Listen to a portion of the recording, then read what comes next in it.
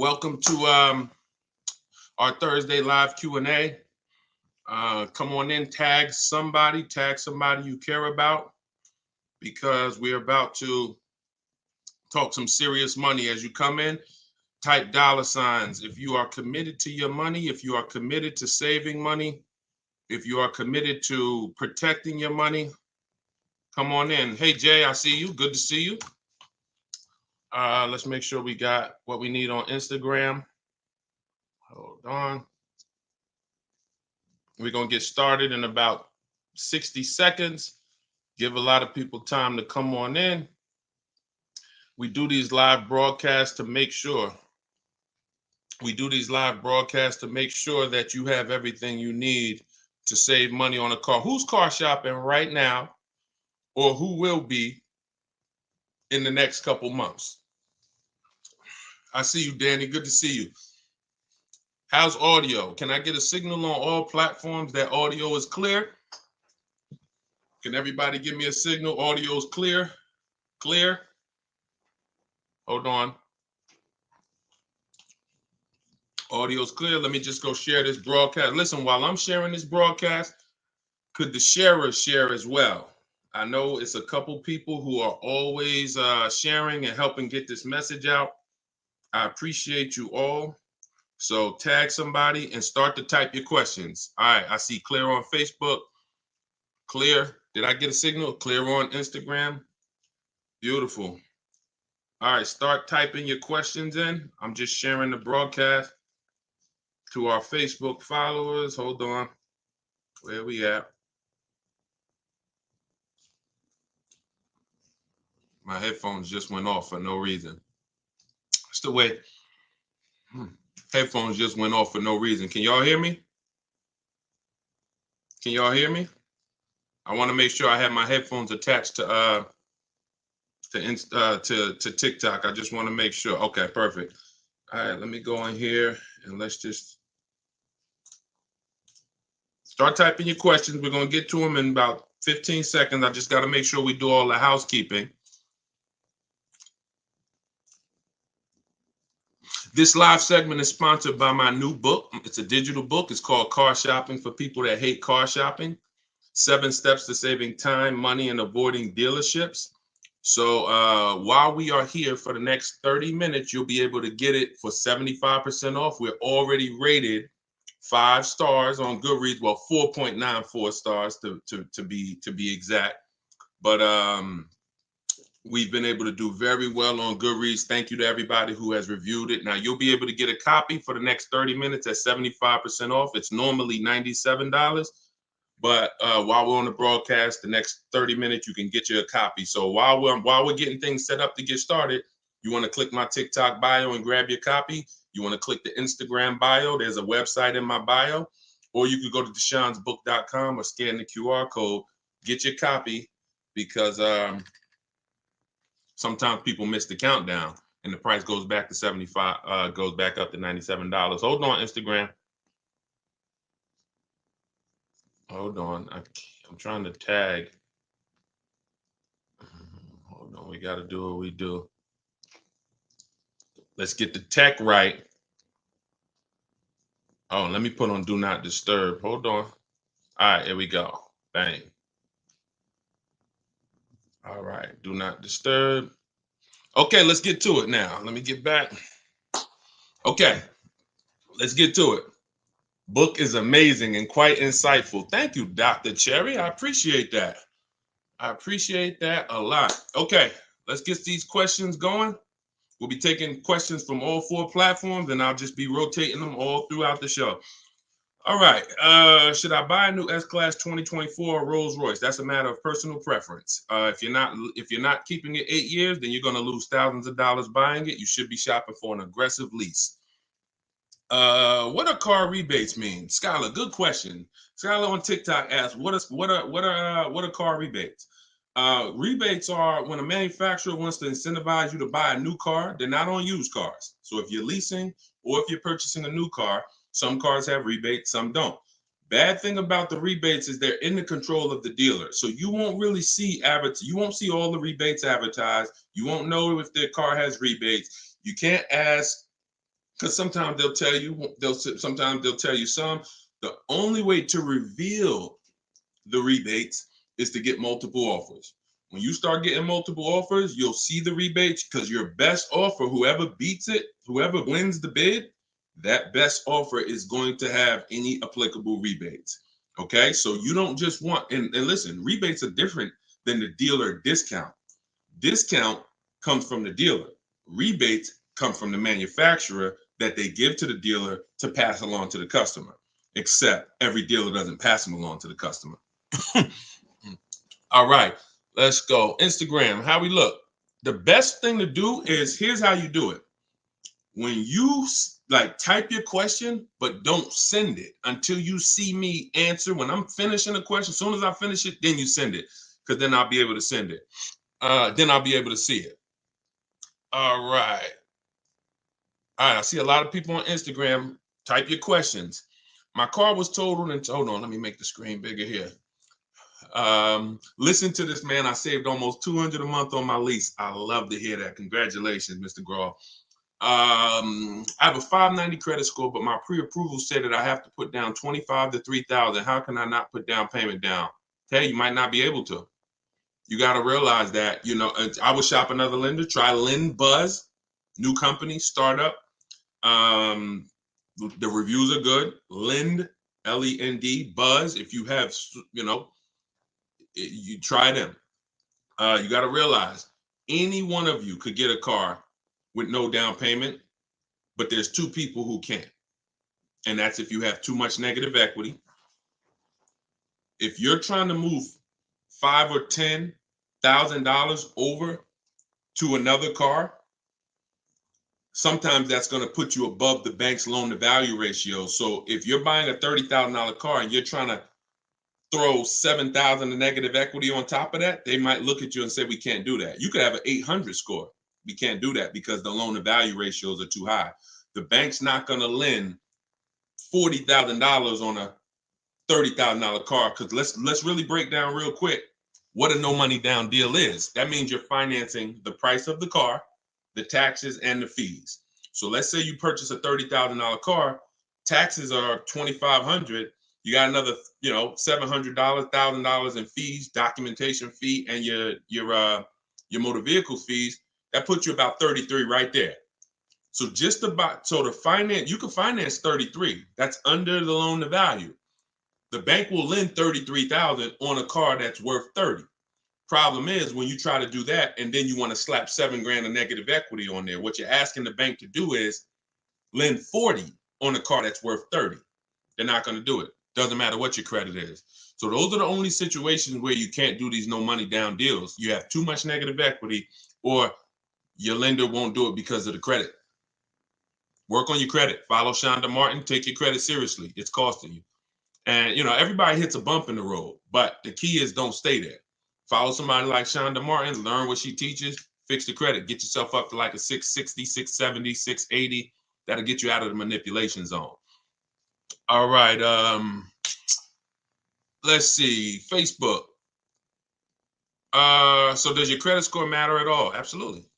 Absolutely, it does. If your credit score is around 730, is this a good candidate for a good lease deal? Definitely. 730, you qualify for most tier ones. 680, 690, you qualify for most tier ones. You don't have to have a 900 credit score to lease. I got to figure out, I want y'all to inbox me, and I want y'all to tell me what we could do for the people who share the broadcast and support the broadcast. Because I've been thinking about this. If y'all have any ideas, I might do a priority Q&A. I just have to, because here's the thing, y'all. I reward those that help me. I reward those. I love the people that get the book. That's the biggest thing, because I want you to learn these strategies. My book is called Car Shopping for People That Hate Car Shopping.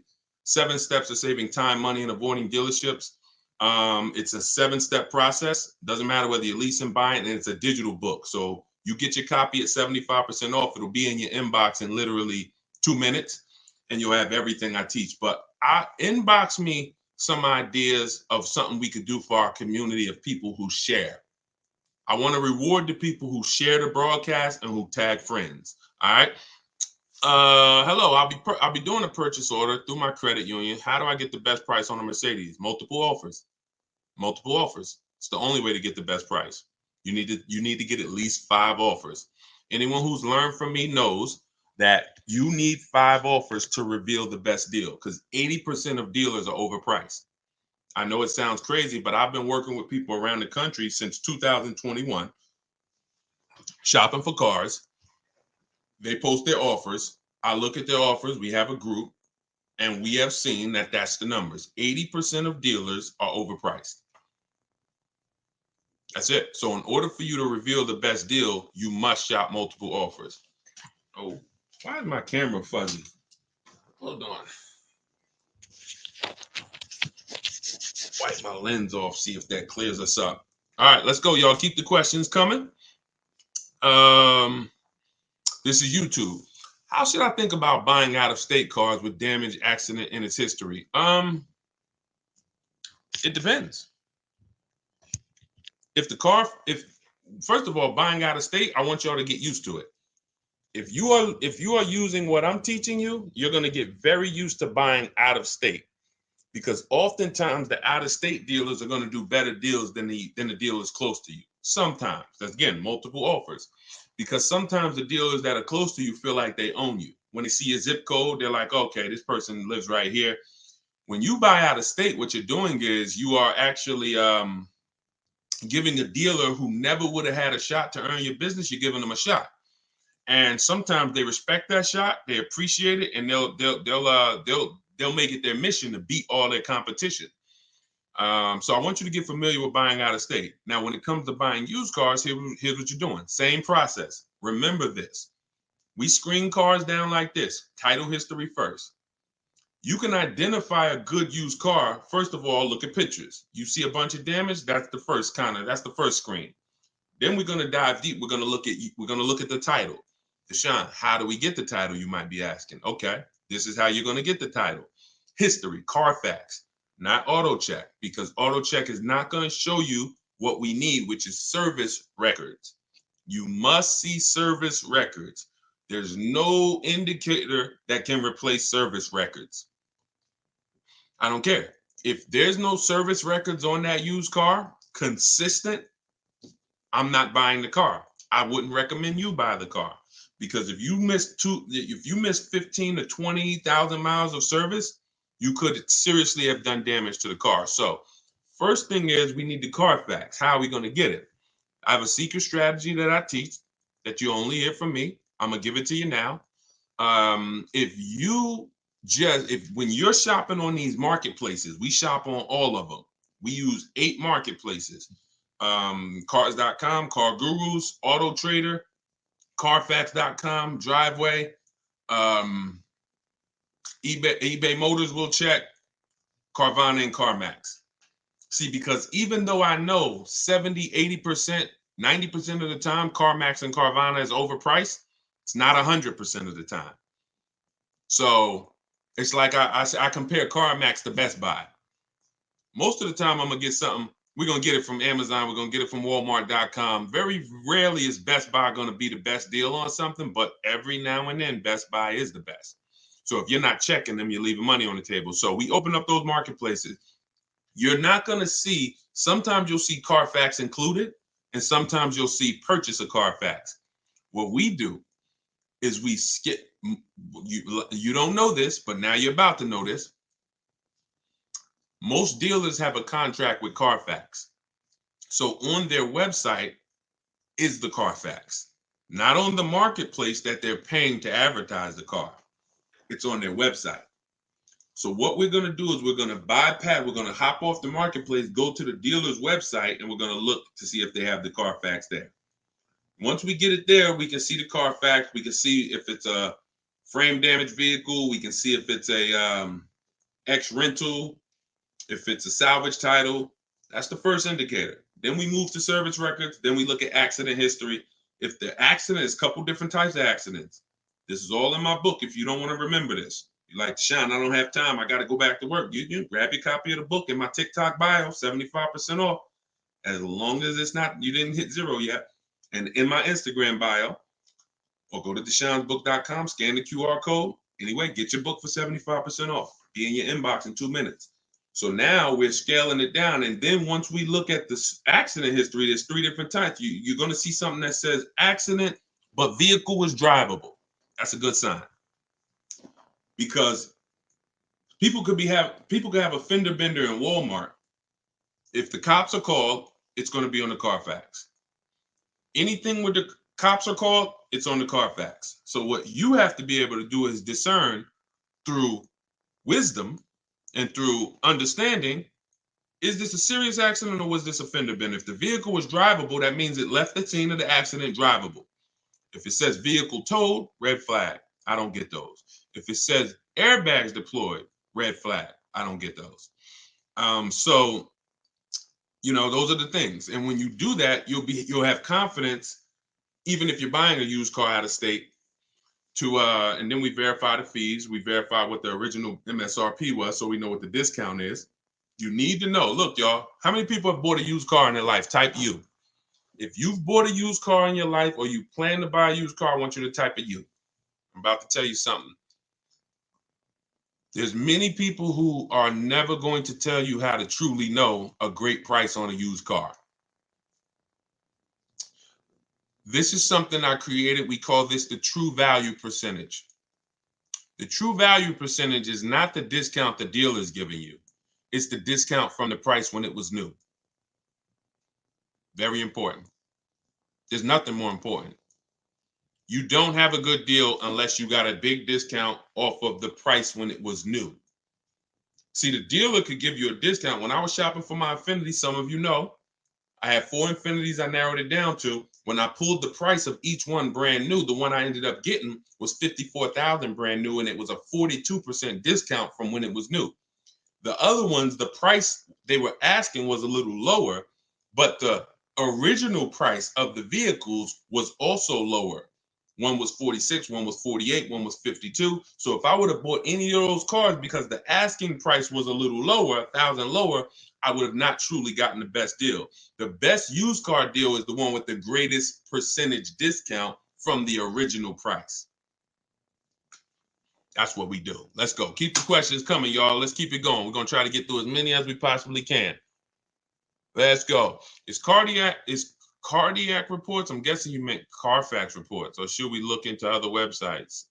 Carfax is what we use. That's what I was just talking about. We don't really use anything but Carfax because when we find another report that'll get us the service records, then we'll use that too, or we'll use that instead of Carfax. What to do if you're $11,000 upside down on a 4-month-old loan? Stay in the car. Stay in the car. Cars are not made to be flipped that fast. Stay in the car. Why are you trying to get out of a car that you just got 4 months ago? And somebody told you could do that and not lose tons of money. I'm telling you that you can find a dealer. Even if you found a dealer that would shoehorn you into a car, bad for you. So you can't buy a car that quick. Y'all know who's been on here, who's seen the depreciation curve. So as some of you tune back in, and somebody, if this is your first time on a live with me, type a 1. First time. What we talk about is something that you got to understand. It's called the depreciation curve. Your vehicle goes down in value like this from the day you buy it. You buy it today here, it's dropping like this. Now, about 7 to 8 years, it starts to look like this, which means after about 7 to 8 years, the same price your car was worth last year is going to be close to that. If it was worth $10,000 last year, it's going to probably be worth about $9,000 this year, $9,200. You're not losing that much because you've outlived the depreciation. This is for long-term owners. I see all the people. Can we send a welcome to the first-time people? Everybody who's been on here, can you send a welcome to the people who've here for the first time? We got a lot of people here for the first time. Okay, everybody who's you've tuned in before, just type welcome. This is the depreciation curve. So if you are buying cars and you're switching them in this period, which is the 2 to 7 years, you shouldn't be buying cars. You should be shopping for leases, aggressive leases. Not these leases that you see on commercials. Those are not deals.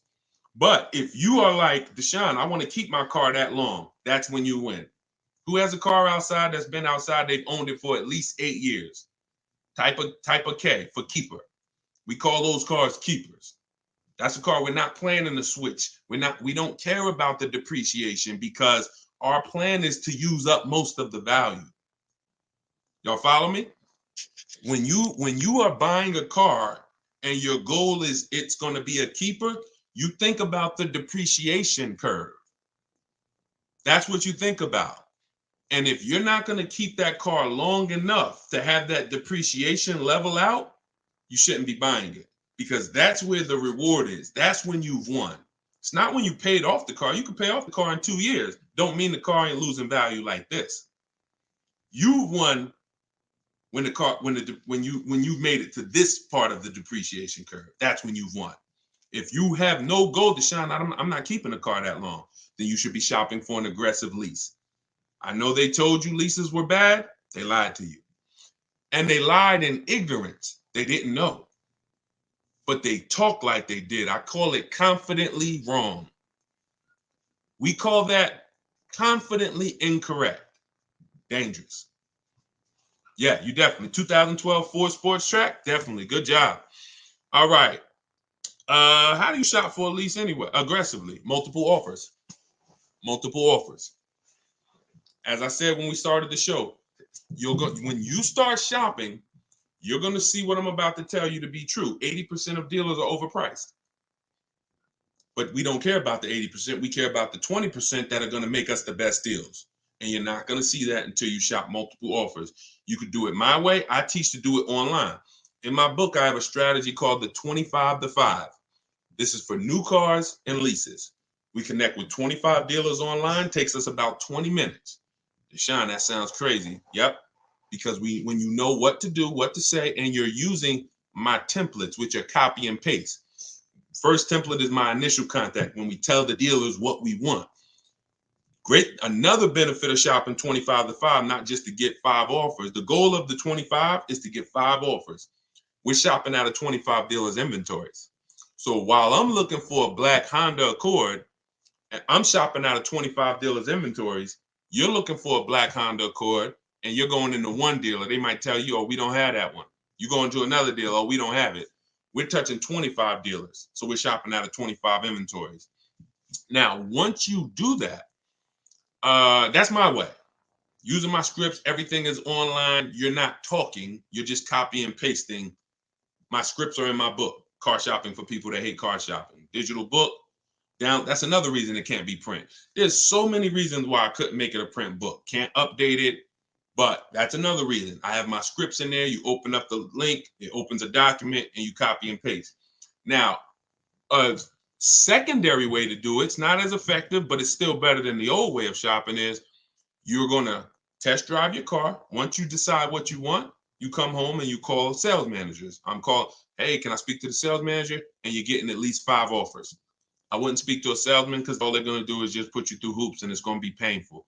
Speak to a sales manager, 5 offers, and then you make your decision. That's how you shop for an aggressive lease. Now, if you get 5 offers and the lease deal is over 1.5%, some of you know about the 1.5% rule. That's when you know you've overpaid. You're overpaying for a lease. That means it's a bad lease program. Couple vehicles out here have bad lease programs, and people are leasing them. You're overpaying. You're overpaying. You're paying too much for a car you're giving back. Do you ever visit car auctions? I don't. Let's go. Instagram. Can you still apply the 1.5% rule on a new build vehicle to lease? 1.5% rule is a rule that you need to keep in mind whether you lease a car you ordered or whether it's a car on the lot. 1.5% rule doesn't change. Deshone, what about if it's a Bentley? 1.5% rule doesn't change. You're paying too much for a car. Leasing is a value play. The name of the game with a lease is to drive the most car and pay small amounts of money for it. When I was leasing my 2018 Jeep Grand Cherokee Laredo, $35,000 car, I paid $330 a month. Under 1%. Under 1%. Over the course of 39 months, I believe I paid about $10,000, $9,000 and change. Just all you do is take 330 times 39. That's how much I paid over 39 months for a $35,000 car. Value play. Value play. Once you, the higher percentage you pay of the car over that lease term, the less value there is. And when you get to 1.5%, there's no value. We pass on those deals. We go pick another car. When we lease, we usually have 3 options. In my book, you'll hear me say it in these lives. I like 3 options. And if you can't find 3 options, I guarantee you, you're not going out there test driving cars. You identify one car, you're like, I like that. Go drive the competitors. Take a weekend, have some fun. Go drive a bunch of cars. You're about to make a $40,000, $50,000 decision. Go drive some cars. You know how many people have said to me, Deshone, I want that. I'm like, did you drive it? They're like, no, I just saw it. I like it. I said, go drive it. They get there and they're like, yeah, I drove it. I didn't really like it. Now think about if you would have bought that car. You'd have been like 3 months later, 6 months. How could I get out of it? So we do ourselves a disservice because we're not shopping. And I know why you don't shop is because you've been programmed to be nervous shopping. You do it what you do my way. Here's a rule you never break. Never talk numbers inside the dealership. If you remember that rule, you can test drive and be out of there in 20 minutes, never feel pressure. And then you come home and you make your deals from home. Yeah, we're taking questions from we on 4 platforms. Yeah, confidently incorrect. You like that, right? When you see somebody, that's what I call them. Speak with bold. Never lease a car. Leasing is the most expensive way to own a car. Confidently incorrect. Dangerous, dangerous, dangerous combination. Dangerous to yourself and others. All right, let's see. I got pre-qualified for a loan with Carvana. We don't use Carvana pre-approvals. Listen, this is a great question. It wasn't a question. It was just something somebody typed. Remember this term, y'all. Restricted pre-approvals. What are restricted pre-approvals? The benefit of shopping the way you're going to start shopping is you're going to see the whole market, which means wherever the best price car is, you're going to go get it. There are people who know that you're now getting into pre-approvals. They know you're now getting more savvier. So what happens is it's a new iteration of the old techniques, which is how can we limit them? In this new day and age, we're going to create something that restricts them, but seemingly gives them freedom. We'll pre-approve you, but you can only use it at Carvana. We'll pre-approve you, but you're going to deal with our dealer network. Restricted pre-approvals, they're trash. Carvana's one of them. Capital One Auto Navigator, because those of you with bad credit, you get pre-approved with Capital One Auto Navigator, and what do they tell you? Go to our dealer network. Now, that dealer network is in bed with Capital One, and they know you're sending us these bad credit people who depend on us to find them the car. It's a money play. It's not a play of, oh, let's find them the best car for the money. Let's find them a car with the biggest discount. It's like, hey, send them to us, and it's a conveyor belt. Send them to us. We'll send them out in a car. That car is not going to be the best price car in the market. So any pre-approval that restricts where you can buy is garbage. Now, what's normal is we're not going to let you buy a 10-year-old car. That's normal.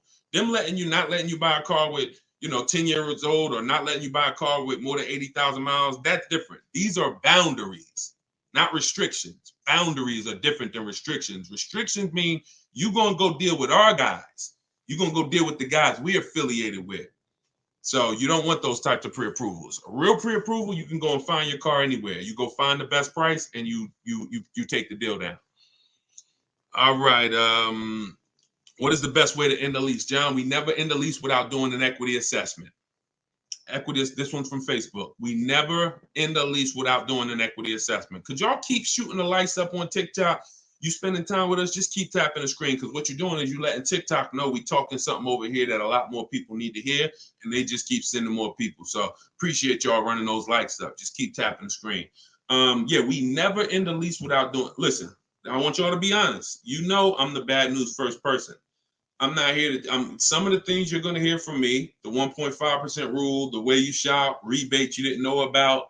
you're going to come to yourself and say, not understanding leasing, you're going to say, dag, I've already lost money. So that's okay. So, but it's my job to share not just the new strategies, but the bad news, so you stop doing that. Who's returned a lease, just dropped it off at the dealership before? Like, type me if you've dropped the lease off and just, either left it with them, or you just, you got a new lease from them and just dropped the old one off. Okay, a lot of people. So I'm telling you that you can never return a lease again. First of all, from 2020 to 2022, into the pandemic, we had people selling leases. I sold my Jeep, that same Jeep Grand Cherokee lease I was telling you all about. I sold it and I made $10,200. Now, during that time, prices on cars were up $7,000 to $15,000.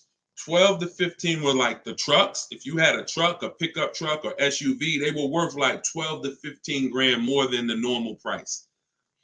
Cars were worth 7 to 10 grand more. So it made resale values high. Whenever a car's resale value is high, you got a high likelihood of making money selling it at the end of the lease. But you can never return a lease without doing an equity assessment again. And here's how you do it. This is step 2 in my process. In my book, it's called Car Shopping for People That Hate Car Shopping, 7 Steps to Saving Time, Money, and Avoiding Dealerships. It's step by step. Step 1 is you need to know whether you're leasing or purchasing, because that's the foundation. Step 2 is the car you have, we have to see what position. Is there any money in it? Is there any equity in it? Or is there negative equity? You can't have negative equity in a lease, but if you have a loan, you could have negative equity. So here's how you do it. You need to call the bank, see how much you owe. That's called a payoff. Don't look at your contract. Don't say, Deshone, I look on my paperwork, the residual value says this. No, you need to see how much you need a payoff, because the residual value is not going to include any payments, anything. You need a payoff. If you're going to call, you're going to ask for your payoff. If you have a lease, you're going to ask another question. Do I have a third-party restriction? There's 3 types of there's 3 types of equity assessments. One is for cash, for people who have paid off cars. If you have a paid off car or a loan, that's one equity assessment. If you have a lease, that's the second equity assessment. If you have a lease with a third party restriction, that's the third. So what you're doing is, once you get that payoff, you're now going to go to the online car buyers and you're going to get your bids. If you're new here, everything we do is a bid. That's how we save all the money we save. We're going to save more money bidding than you'll ever try to get negotiating. So when we go to the bid, we're going to CarMax, we're going to Carvana, we're going to Driveway, we're going to AutoNation, Buy My Car, Kelly's Blue Book, Instant Cash Offer, Car Gurus, Sell My Car. 6 offers. That's 6 offers. Once, if you are in the first 2 groups, you own your car, or it's paid off, you can sell to the highest bidder, no problem. If you have a lease with no third-party restriction, Toyota, Chase, no third-party restriction, you can sell to the highest bidder, no problem. If you have a lease with a third-party restriction, that doesn't mean you can't sell. It restricts who you can sell to. So you now are going to take those offers from all those bidders, and you're going to call a used car manager of the same brand. The third-party restriction means you must sell to a dealer of the same brand. Now, some of you may have saw people who were doing things, and maybe you did it. I don't recommend it. You buy the car first. This is for you with a third-party restriction, because you saw, oh, Carvana wants to pay. You buy the car and then you resell it. We don't do that, because when you buy the car, you pay taxes, you pay fees. That comes out of your profit. When you sell direct to a used car manager and we get at least 3 to 5 offers, it's always a bid, because some used car managers will pay less. Some people will pay more if they really want the car, and you sell to them, and you're able to avoid the fees. You're able to avoid paying taxes, and you get your equity. That's the equity assessment. Now, not every car has equity. I don't want you thinking, oh, I automatically have equity.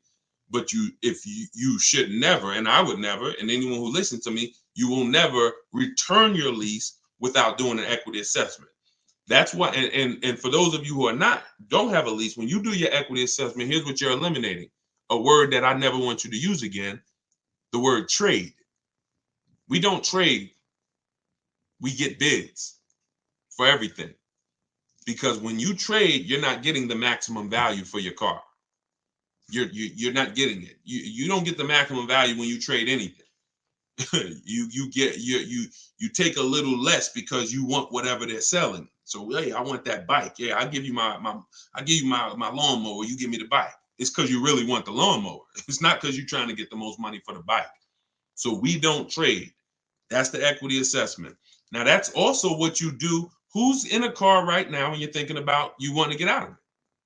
Who's in a car right now and you're like, Deshone, I think I want to get out of this. I'm thinking about it. Right? All right. I see you, Tommy. All right. Keep the questions coming. We got a lot more questions we're going to answer. I see you. Okay. All of you who are typing me, I see you, Ty. Okay. Blue faces. I see you. So you got to understand the first thing you do once you decide whether you're keeping your car 8 years and you're going to purchase, or less than 8 years you're going to lease, the next step is equity assessment. Because your equity assessment is going to tell you if the car you're in, can you make money on it? Do you have money, which means I could get out, I'm in a good position, or are you in a negative equity position, which means that's going to slow down or that's going to affect the way I could get out of this car. So the equity assessment's always first. All right, let's go. Keep them coming. All right, Ty said, how can a new car allowance help when you have negative equity on a vehicle you want to trade in? When you say a new car allowance, what do you mean by that? I don't understand what you mean by that. How can a new car allowance help? I need to ask you a question offline. I don't do DMs. This is it. We got 2 million followers. God bless you, but I don't do one-on-ones. I don't do DMs. I work with groups. I help massive amounts of people, thank God, get to their goals. Your situation is not unique. It's not unique. I've been doing this since 2006. I've been teaching people and helping hundreds of people buy cars since 2020. You may think your situation is unique. There's probably 100 other people on this broadcast in the exact same situation. So it's no need it's no need. It's no need. One-on-ones are not necessary. If they were, then I would be doing them and I figure out a way to build a team to do them, but they're not necessary at all. Best way to bargain for a low price on a new lease, multiple offers. You missed it. Anyone who wants to see the replay goes up on Facebook. It goes up on YouTube as soon as we end the broadcast. But we did talk about multiple offers. Everything we do is a bid. Oh, y'all killing it. All right. I see the likes flying up on TikTok. Appreciate y'all. Keep tapping the screen. Shout out to the sharers. Everything you do, when you say, Deshone, how do I get a great deal on the price of this car? You get multiple offers. That's always the answer. You're going to save more money getting multiple offers than you'll ever save doing one-on-one with a dealership. Ever. That's how we're able to say it. Like, look at Charles. So Charles just leased a Palisade. Now, one thing about Charles is, I'm showing it on the screen too. So again, if y'all, if you're watching the rebroadcast, you can see it, or depending on what platform you're on, you can see it. He picked up a Palisade. The Hyundai Palisade is probably top 10 most popular SUVs, especially all through the pandemic. People were paying. Some of you might have one. You might be like, Deshone, I could be honest with you. I got that vehicle, and I know those things people were asking $5,000 over sticker for these, $10,000 over sticker for these. He got a $48,000 one, and he's paying $597 a month. $597 a month. He said, I reached out to 35 Hyundai dealers. He did it my way, so he's at home. He's using what's in my book. For those of you who just jumped on, my book is called, it's my new book. It's called Car Shopping for People That Hate Car Shopping, 7 Steps of Saving Time, Money, and Avoiding Dealerships. For the next 30 minutes, you can get your copy at 75% off as part of our launch. Click that picture of me on TikTok. Click that website. Before the timer runs out, you can get it. It's normally $97. You can get it for $24. It'll be in your inbox in literally 2 minutes. Same thing with Instagram. Go to my Instagram bio, get your copy before the timer hits 0, and the price goes back up to $97. So what he did was he used the computer route. He said, I connected with 3,500 Hyundai dealers. I got 10 quotes back. The offers range from 1.23 to 1.6. What I always tell you, if you shop correctly, when you get multiple offers on a new car or a lease, you'll always see a $3,000 to $5,000 difference. And if you're shopping for a luxury car, it's the same way. You'll see a bigger difference. Some of you were on, I showed Kimberly's deal on her Maserati, where she saved 20 grand on her brand new Maserati. So he said, I'm a high mileage driver, so he's very price conscious. Made the decision, and look, 48,000, he's paying $597 a month. Now, what I always say to high mileage drivers is, once you shop your offers, you shop them with 12,000.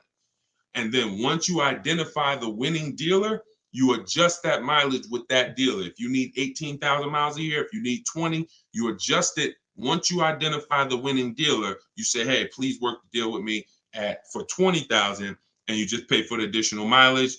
And he's probably going to leave out of here with his additional high mileage at probably still under 700 a month. When people are driving this same car paying 900 a month, because a $48,000 car, some of you know, every $5,000 is $100 a month. So that's about $1,000 car payment for people who are buying a Hyundai Palisade before they put their money down. $1,000 car payment. He's paying $597. All right. Deshone, thanks for what you do. Appreciate you, Mopar. Thank you. I love this, man. I absolutely love. And you know what? I get excited about people who are excited about their money. That's what I get excited about. People who care about their money, who are going to show up, people who are I connect with people who are into financial literacy, who are about saving money, who are about learning new techniques, new ways to do things. People who are out there shopping like this is 1990. What results do you expect to get? So, all right, let me put the banner back up. For those of you who want the book, you can scan that QR code, and let's keep the questions rolling. Let's go. Let's go. I'm trying to get through. I'm rotating through all the platforms. So when y'all hear me ask a question, as soon as I finish answering it, post your question so it'll pop up so I can see it. Would you purchase a car older than 10 years? Only if I'm paying cash for it. I have something in the book called The Rule of 72 and the 10th Birthday. Some of you may have seen the videos. The video on the Rule of 72 and the 10th Birthday means we never take a loan over 72 months. It's a 6-year loan. You're asking for a lot of risk. You're going, a 7 or 8 year loan, that's like a 40-year mortgage. A 96-month loan, that's like a 50-year mortgage. We won't go more than 72, but we also have to have the car paid off by the 10th birthday. That's why it's called the Rule of 72 and the 10th birthday. So they work together. I'm not going to take a loan over 6 years, because if coincidentally, when I see people who have problems with cars, the car is usually older than 10 years. When I see people who can handle those problems, cars usually paid off. When I see people in danger of losing those cars, car usually has a loan on it. So if you still have a loan on the car and it's older than 10 years, you've asked for trouble. So whenever you're doing your loan, you take the age of the car, and you add it to how many years the loan is, and it shouldn't go past 10. So if you're looking at a 5-year-old car, you could do a 5-year loan. If you're looking at a 4-year-old car, you could do a 6-year loan. If you're looking at a 3-year-old car, you could do a 6-year loan, not a 7, because we don't go past 6. 72 is the longest loan we'll take. Now, if you're looking at a 6-year-old car, 4-year loan. If you're looking at a 7-year-old car, 3-year loan. Now, if those principles don't work for you, it's because you can't afford the car. You might say, Deshone, well, I can't get that car in the payment I want. You're only buying it that old because you're trying to get it in a comfortable payment. But the older you buy it, if you're going to still take a 6-year loan on it, that's a sign of affordability. You're buying too much car you can't afford. So again, you feel free to do what you want, but I've seen enough people get in trouble with no boundaries on how long of a loan they're going to take or how old of a car they're going to finance. And my job is to create boundaries for you. And at least if you break them, you know you're breaking a boundary. God bless you. I hope it works out. But if something happens, you have nobody to blame but yourself. All right, Tiny, thank you. Just bought the book. Appreciate you. All right, this is YouTube. Good afternoon, Deshone. I'm trying to lease the new Santa Fe Calligraphy. I have an 800 plus credit score. What should my payment be? Well, we always estimate when we look at a car, we use the 1.25. That's what we do. We take the MSRP of the car. If you're trying to see, can I afford this car to lease it? The first thing we do, hold on, why does Outlook keep coming up? Let me open my calculator. First thing we do, because for us, what I teach is a 1.25% deal on a lease is the target. If the lease program is not as aggressive, then as long as I can get under 1.5, I'm still getting a really good deal. If it's under 1.25 when I get all my bids, it's because it's a really good lease program. And if it's under 1% when I get my bids, it's a great lease. We call that a steal. That ain't even a good deal. That's a steal, under 1%. The 1% lease rule has been around for decades. So what we do is if we look at the MSRP of the car, we want 48,000. Multiply that by 0.0125. That'll give you 1.5%. That comes out to 600. So if 600 with no money down, this is when we shop our lease offers, we're always shopping them with no money down. That doesn't mean, Deshone, I want a $500 payment. Well, what you would do is when you find all your offers, if the best one is 600, you know it's under 1.5%. It's a good deal. You can put a little more money down to lower the payment. But what we're not going to do is say, I had somebody say to me, Deshone, I shopped a vehicle, and when the salesman gave me the quote back, he was the best offer. He beat all the other quotes. She said, I got 6 quotes or 7. He beat all the other offers, but he gave me the quote. It was a 1.3, but it was with 3,200 down. I said, that's not 1.3. I said, what is it with 0 down? First month's payment total out of pocket. She said, oh, it went up to like 1.6. Then it's 1.6. Then it's not, you can't, 1 point, that's like me saying, yo, I got a lease under 1%, but I put $5,000 down. No, you didn't. Whenever we're judging our leases, everything I'm going to teach y'all to do is to shop with 0 down and then have the option to put money down. Because if you could get a car at the price you want, comfortable budget, below your max, with no money down, that's what you do. But that's how we do. That's how I would start it out. If my goal was to look at a car and I'm like, man, should I be going after that? If 1.25% is not in your budget, then it's the wrong car. But what I would do is, let's say I had 2,000, I might say, all right, if I could get this car to 600, I might put a little down. There's nothing wrong with putting money down after you have a deal. Money down doesn't get you a deal. Money down is payment management. That's the purpose of money down. It's not to try to get a deal. I already have a deal, but I'm gonna put money down so I can lower my monthly payment to a more comfortable range. That's what is it. All this is in my book. My new digital book, Car Shopping for People That Hate Car Shopping. Look, and y'all don't have to worry about me holding back. It's in my videos on social media. Thank God y'all helped us get to over 2 million followers across all these platforms. I don't hold back. But some of you are like, Deshone, I want everything in one spot, step by step. That's the digital book. Go grab your copy. As long as the timer didn't hit 0 yet, you can get it for 75% off the normal $97 price. You can get it in my TikTok bio. Click that website. You can get it in my Instagram bio, click that website, or you can go to deshonsbook.com. I'm going to post it again here for you guys on Facebook and YouTube. All right, let's keep the questions coming. You can click that link there that says deshonsbook.com. Grab your copy before that timer hits 0. You got 30 minutes. Thank you, Tim. I appreciate you, man. He says Deshone is the man. Appreciate it. All right. Let's see. Will you touch on buying with bad credit? You got to find a lender. I recommended LendBuzz in my book. That's who I recommend. I'm not affiliated with them. You got to realize that if you have time, what you should be doing is fixing your credit. It's like a person who, like, there'll be people driving a car, and this is where I want to help you with mindset. A lot of this stuff, some of the stuff I'm talking about with y'all is mindset. You've been taught to think a certain way about cars, and that's because they make money keeping you thinking this way. If you have bad credit and you like, man, I think I want to get a new car soon, you should be working on your credit, because you are paying 20% more than a person with good credit. Like, they're killing people with bad credit because they're limiting your options. Now, what I tell you to do is, if you get approved with somebody like LendBuzz, then you can have a dealer see if they can beat your rate, because everything we do is a bid. I keep saying that. If LendBuzz approves you at a higher interest rate, after you find your best deal on a car, you find your car, we always give the dealer a chance to see if their 10 or 12 banks can beat what you got.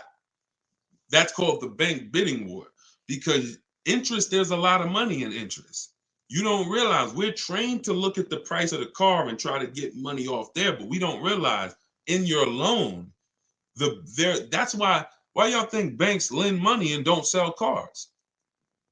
There's money in the money business. So if you're not making banks compete, that's like you're eliminating a huge part of your transaction. If you could save 1 point on an interest rate and you're financing a $40,000 loan, that's probably $1,500. If you save 2 points, you're talking about almost $3,000.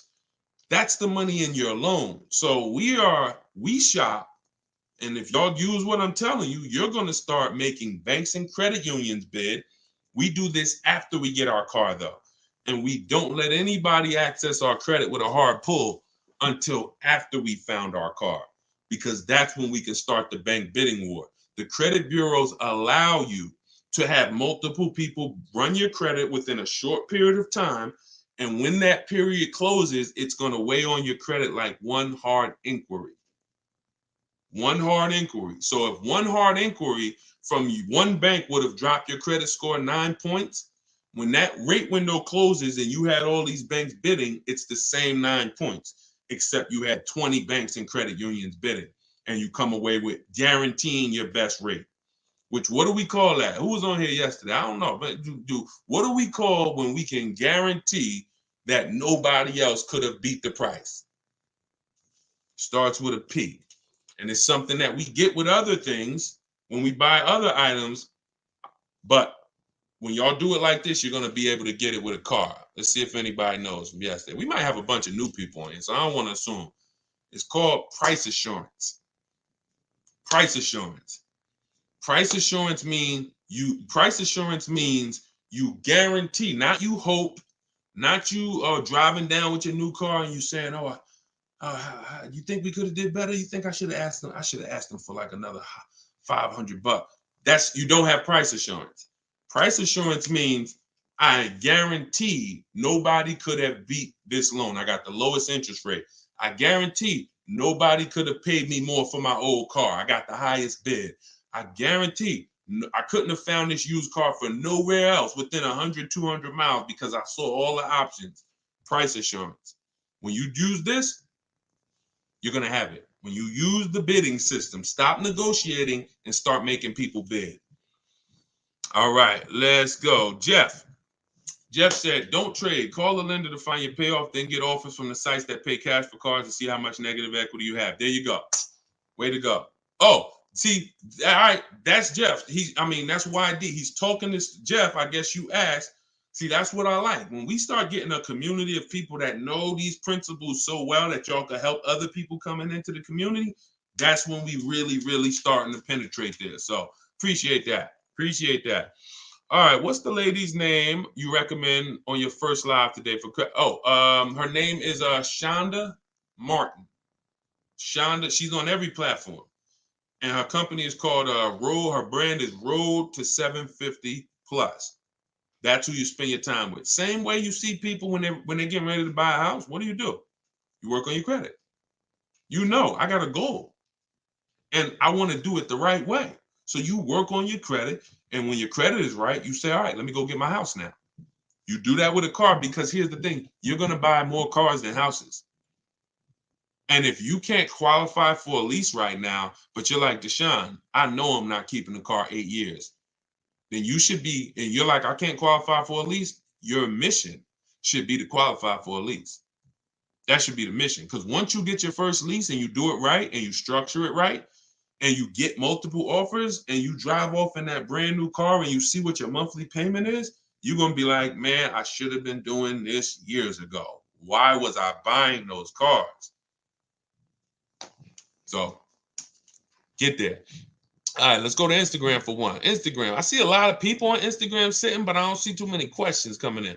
What about places like Car Gurus and Carvana? They're always on our list when we're shopping for used cars. Always. Always. Like I said, even if 90% of the time or 99% of the time they're overpriced, if you don't look at the inventory, you're missing an opportunity. I'm always going to look. When you shop for a used car, you want to look everywhere used cars are. Every marketplace. In my book, I have 2 strategies I teach of how we get the best deals on the car we buy. One is for new cars and leases. That's called the 25-to-5 strategy. The other is for used cars. That's called the multiple marketplace strategy. All right. Both of them are walking you through getting multiple offers and seeing multiple options. All right, what if the dealership wants to see the quote from the other dealerships? How does that work? I don't usually do that, and the people that I teach don't usually do that. I'm gonna tell you why. The 80% of dealers are going to either try to overcharge you, they're lazy, they're gonna try to make it hard for you, and then they're gonna try to say, okay, the 20%, before you make a deal, show us what they offered you. No, I give you an opportunity because here's what you got to understand about the 80%. It's not just the price, it's the way they're going to treat you. Because of who they are. They don't want to compete. They don't want to compete. So it's like, I'm not interested in someone who doesn't want to compete for my business. What business can we start, y'all, where we don't compete? I know in my business who I'm competing against. I'm willing to compete. I'm willing to say what I have is better than what anyone else has. If you don't want to compete, I'm not interested in working with you. Because you're trained to just have people come in and give you their business over and over again, and we're not doing that anymore. We're really trying to run those people out the business. That's what we're really trying to do. Holy Spirit, help us. We run those people out the business. They shouldn't have jobs. All right. Hold on. You got to ask your question, everybody, in one shot. You can't do like multiple questions or piece it together because I can't see it like that. My daughter needs a new car but don't have credit, so what should she do?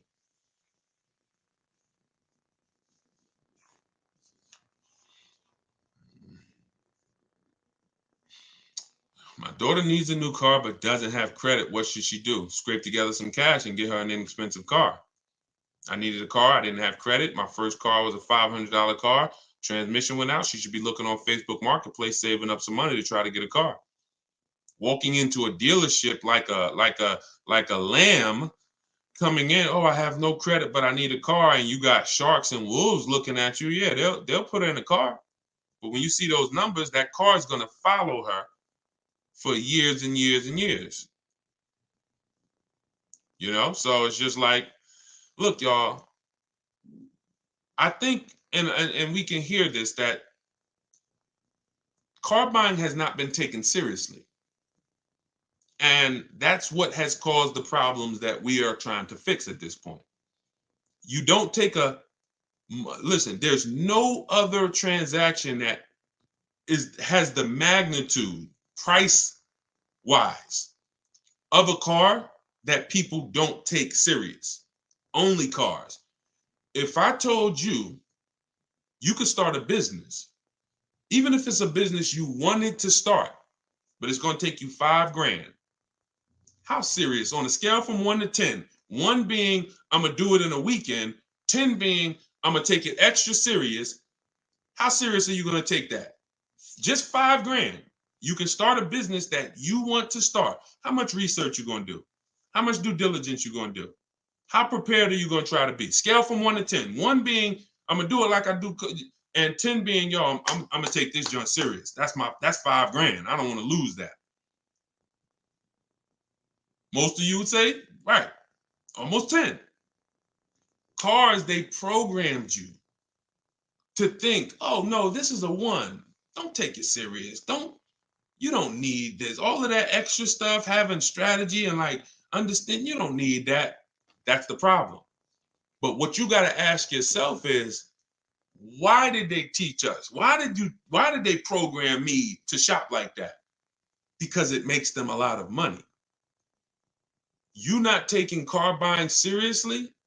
You thinking, man, I could come in, I could do this in 2 hours. You at the grocery store in 2 hours. You spent $250. You at the car dealership for 4 hours. You spent $40,000. So all I want you to do is slow down, have a strategy, plan, and make the right move. And if you care about your money, this is gonna make sense to you. If you care about your money and this is making sense to you, type $signs. If what I'm saying to you is making sense, type $signs. I appreciate it. Shout out to everybody sending gifts. I appreciate it. You're my favorite low-income streamer. I don't even know what that means, but I'll take it. I appreciate it. All right. Do you accept 1099A for purchase? Now, listen, y'all. Somebody just asked this question. I'm going to put it up on the screen. Appreciate it. I see a lot. All right. A lot of you getting value out of it. Check this out.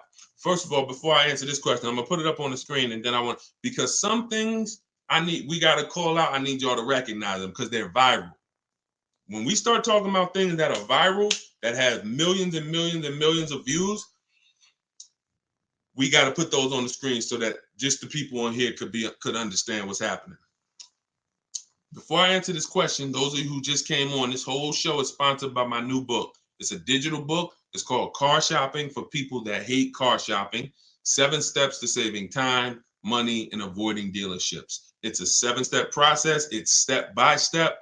And the way I have it, it's a digital book. So you are not reading something that doesn't apply to you. If you're going to buy your car and keep it long term, I'll walk you down a path. You're not reading about leasing. I don't want you having to read over leasing to get to the information about purchasing. So what it is, it's like if you remember Mario in the warp zone, you warp and it'll take you here. You get to a section in the book and I say, if you're keeping your car 8 years, click this link and it warps you to that section. If you're keeping your car less than 8 years, click this link. It warps you to that section. Another reason why I couldn't do a print book. So some of you who've been on here, I've talked about several reasons why I couldn't do print, but I want to update it. We use real-time websites. You use my scripts. If I wanted to change anything and I had 100,000 books out there in y'all hand that y'all were using, yeah, it'll work until something changes. And then I got to rewrite the book. All right, y'all. Then you'll be on a live with me a year from now. And I'm like, all right, so this changed. So now I got volume 2 of the book. Go get that. So with a digital book, we can update it and you can get your copy for the next 30 minutes for 75% off as part of our launch. But once the timer runs out, it goes back up to $97. So go to my TikTok bio, get your copy for 75% off. You'll see a website there in my bio. Click it and then hit that button that says get 75% off. And then the same thing in my Instagram bio. Click that website and then get your copy for 75% off. And if you're on Facebook or Instagram, click scan the QR code on the screen, or you can go to deshonsbook.com. All right, let's talk about this 1099A purchase. So as far as I understand, and I don't claim to understand everything about this, but here's what I think I understand. There's this particular thing that allows you to purchase cars somewhat free. Is that true, Sean Patrick? Is that true? I've heard that with a 1099A or something, you're able to like purchase cars and somewhat free. I've seen this, so I don't know if that's what he's talking about. But I've actually seen people that say you can go on with this 1099A and you can leave with a car. Why don't we see people that are doing this? Why don't we see this as a business strategy? Why don't we see people going in, getting these cars, not paying for them, and then selling them, making $10,000, $15,000, $20,000, $30,000 just as a business? Because if you ever gave me something where I could legally go in and get a product worth tens of thousands of dollars and I can get it for either half off or free, then I would be buying that. I would be doing it as much as I can, and I would just be reselling it, making all the profit on a secondary market. So because you don't see people doing this, I'm led to believe that it was just to go viral. Same thing with the down payments are illegal. Woman didn't know what she was talking about. She just decided to come on TikTok and say, you know, down payments are illegal. Ask about truth in lending. She sent millions of people, or at least hundreds of thousands of people in the dealership saying, hey, you know, down payments are illegal. Do y'all participate in truth in lending? None of them left because of that with a car with no down. Now, like I said earlier, you can do no money down deals. No, that's not the issue. The issue is when you go in there and you're talking something that you don't understand, but a dealership is trained to make you think you want. So if somebody walked in saying, hey, look, you know what, down payments are illegal, before I tell them they're wrong, pay attention. 80% of people will, 80% of dealers are, and I don't think anyone who wants to sell you a product is going to correct you. I'm really going to still try to sell you a product. So you come in, yeah, you know, down payments are illegal. Do y'all participate in truth in lending? Well, listen, look, I don't quite understand truth in lending, but what's your goal? Well, I don't want to put any money down. Okay, well, come on in. Let's talk about that. Because I already know that I can help you get a car with no money down, but not for the reason that you came in talking about. And then those of you with negative equity, as I talked about earlier in the broadcast, you're not leaving with no down payment if you got a bunch of negative equity, because it's too much of the, it's too far above the loan to value ratios.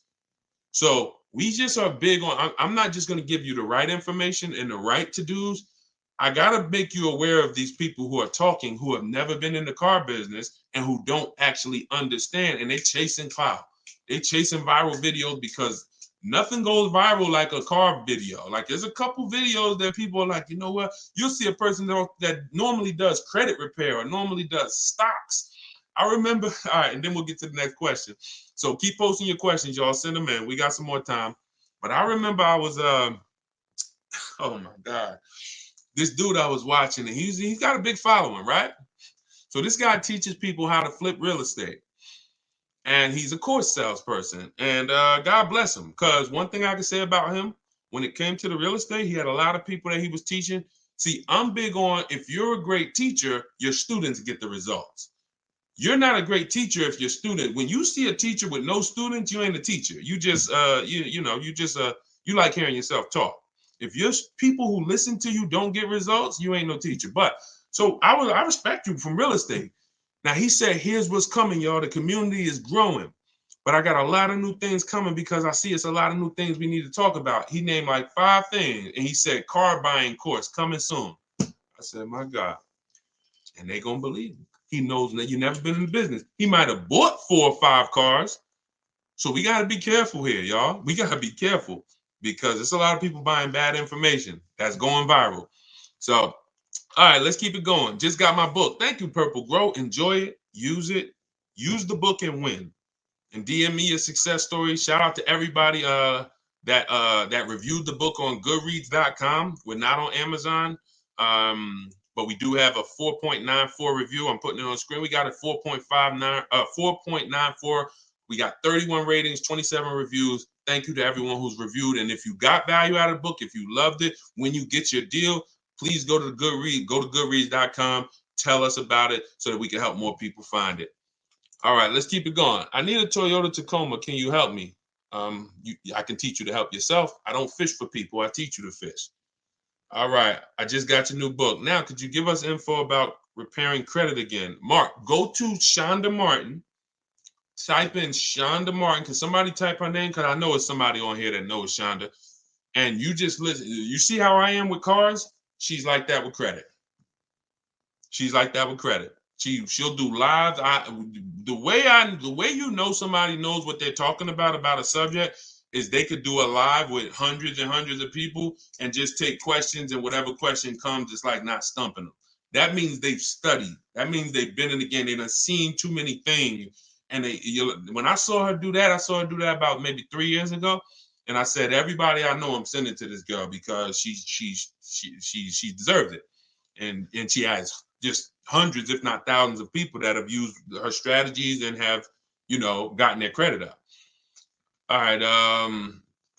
Let's see. We'll go for a couple more minutes. Did you already answer the question about finding a lease without money due at signing? D, all you do, this one's from Facebook. All you do, D, is when you shop your lease offer, this is for everybody. When you shop your lease offers, you are cut. Look, who was taught when it comes to leasing, they limit you on the mileage. Type me. If you were taught with a lease, they limit you on the mileage you can drive. If you were taught with a lease, here's another one. You have to put money down. You might have saw these commercials. Now, like I said earlier, and that you'll always hear me saying, you tell everyone you know, those leases are not deals. Those are packaged profit offers where the dealers make a good amount of profit. Those are not deals. Like, for example, any deals you see me show from people, when you get your lease deal using these strategies, you're going to look at your lease deal and you're going to look at the commercial and you're going to be like, dang, this deal I got is like 3,000-4,000 less than that. That's a deal. Deals are not advertised to millions and millions of people. So when you go, so you've heard they limit you in mileage. You've heard you have to have a down payment. None of it is necessary. You choose your mileage on a lease. So if you drive 15,000 miles a year, you can get a 15,000 mile a year lease. Some of you heard about the gentleman I met when I was at Hyundai for 6 weeks. I was a manager, and he was the first one that exposed me to a high mileage lease. Gentleman came in, he was returning his Hyundai with 75,000 miles on it, almost 75,000. I said, you lease this? He said, yeah, I do a high mileage lease. So I used to buy cars, and he explained it to me because he was a salesperson, not a car salesperson. That was his business. And he was like, I used to buy these cars and I would take out loans, and then I always had negative equity. So I'm like, wow. He said, now what I do is I pay like maybe $150 more, $175 more. I get a high mileage lease. I come back with 75,000 miles on the car, almost, and I get a new one every 3 years. I'm not losing all that money because high mileage drivers, y'all are losing a ton of money. Goes back to the depreciation curve. It looks like this for the average driver. This is how your vehicle's depreciating. High mileage drivers, 20,000 miles a year, it's like this. You're destroying your value. So after 3 years, the value of your car is here. You've destroyed it. So what you got to do is learn about leasing. So you got to learn about leasing so you can stop doing this. So you are going to shop your lease offers with only first month's payment total out of pocket. And you're going to now shop it with 12,000 miles a year. That's the average miles. That's how you get all your offers. You tell the dealers how, from now on, you are going to tell the dealers you talk to how to present the lease offer to you. You're not going to let them, you're not going to say, work me up a lease. Show me what a lease looks like on this car. You are going to say, work me. You're going to pick your car. We always build our car before we get our lease quotes. We like to go online, build it so we know what the equipment is that's in it. And when we decide that car is in the running, we're now presenting how we want the offer presented to us. First month's payment total out of pocket, all taxes and fees in the payment. And then we're able to judge and see, is it 1%? Is it 1.25%? Is it over 1.5% when we get all those offers? So don't worry about down payment. What you were taught about down payment, then I have to have a down payment, throw that out the window. Throw that out the window. Can my young adult daughter lease with only 90 days on the job? She has great credit. It's a great question.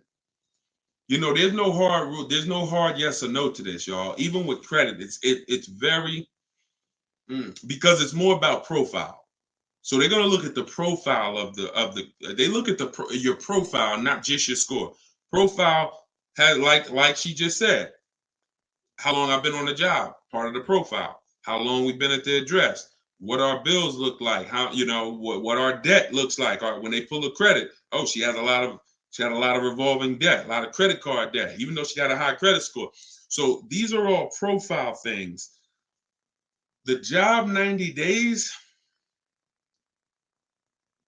that's going to be tough because it depends. Because listen, somebody can have a salary job. Somebody can have a letter from their job that says, hey, we've put them on a salary and they're going to make X amount per year.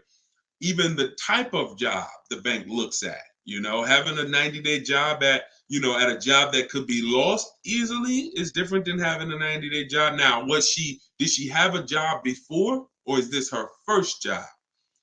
Because if she had continuous income, she might have a better shot. That's tough though, but I go for it. If my goal was to lease and I had a good credit score and I had income coming in and I could support the lease payment, I go for the lease. and I try not to go out of control. Don't bite off something like a $40,000 car. I'd be shopping for something that was under 30. You know, I go for it.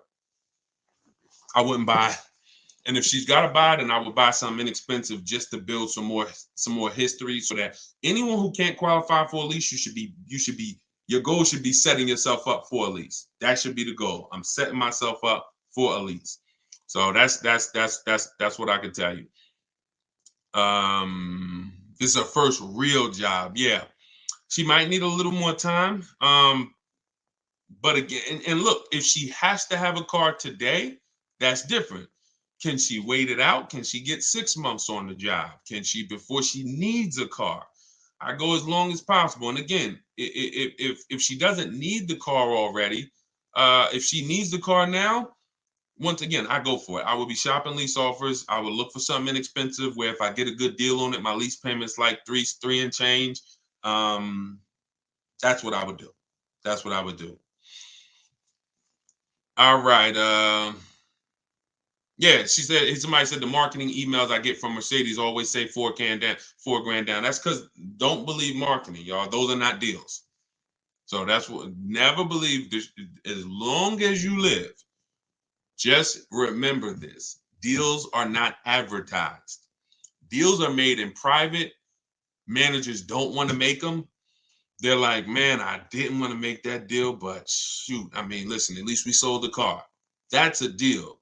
They're never going to advertise all this stuff that I'm showing y'all. Look, you see when Kimberly saved 20 on a Maserati, Bonita, she leased a Kia Telluride 2022 when every dealer was charging $5-10 grand over sticker.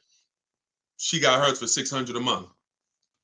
So these are deals the managers didn't feel good making. They didn't tell her, bring your friend, tell your friends, come back, I'll give them the same deal. No, they didn't want to. Deals are made out of like, all right, at least we sold the car. So the advertisements you see aren't deals. The advertisement you see, 100 of you could come in and ask for that. If they got enough cars, they'll gladly give you that because it's not a deal. So, all right. Okay, y'all. Listen, we went for about an hour and 20 minutes. Listen, you know what, we'll be back. I'm working on something. First of all, just so y'all know, in case you just jumped on, everything that I'm teaching you, you'll see it in my free videos all over social media. But one thing y'all are going to understand now is I'm talking, there's different strategies for different people.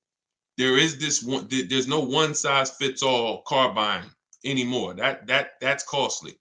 So when you actually get custom strategies for your situation, you're going to save money because it's made for you.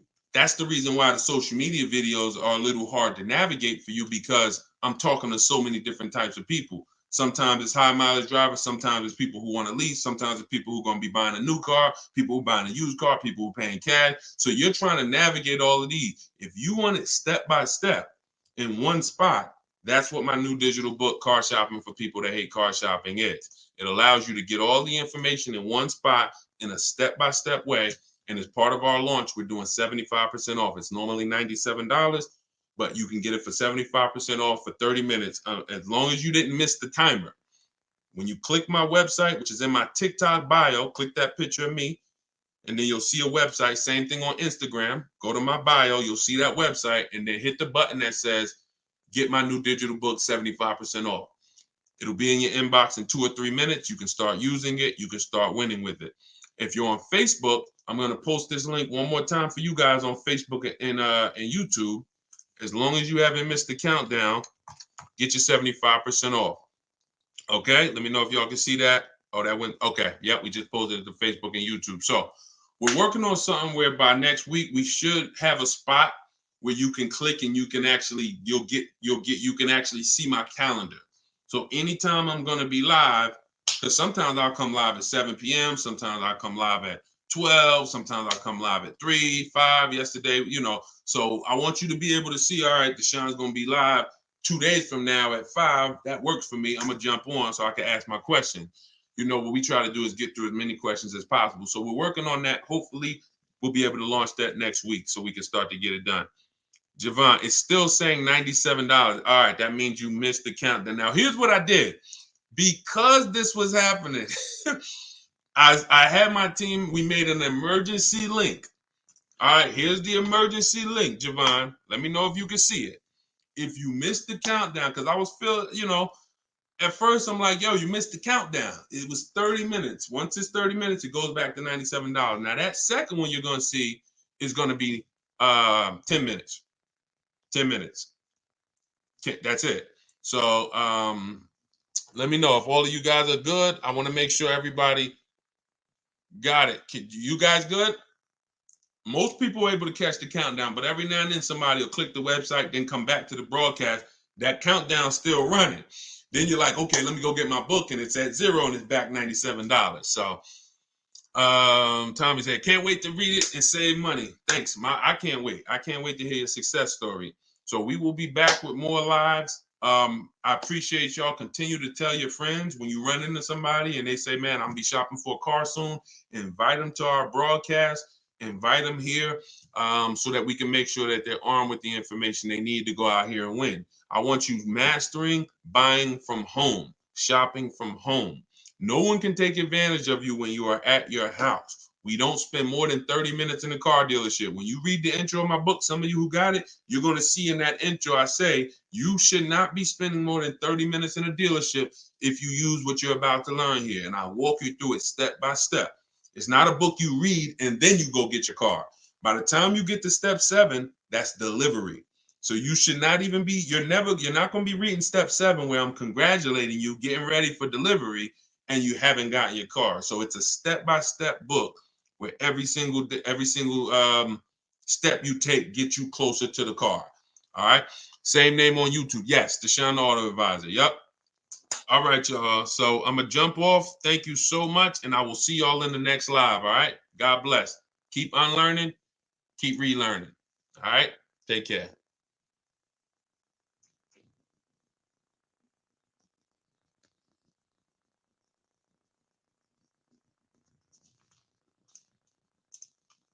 Car shopping in the next 12 months, type me in the comments. If you are car shopping now or in the next 12 months, type me in the comments.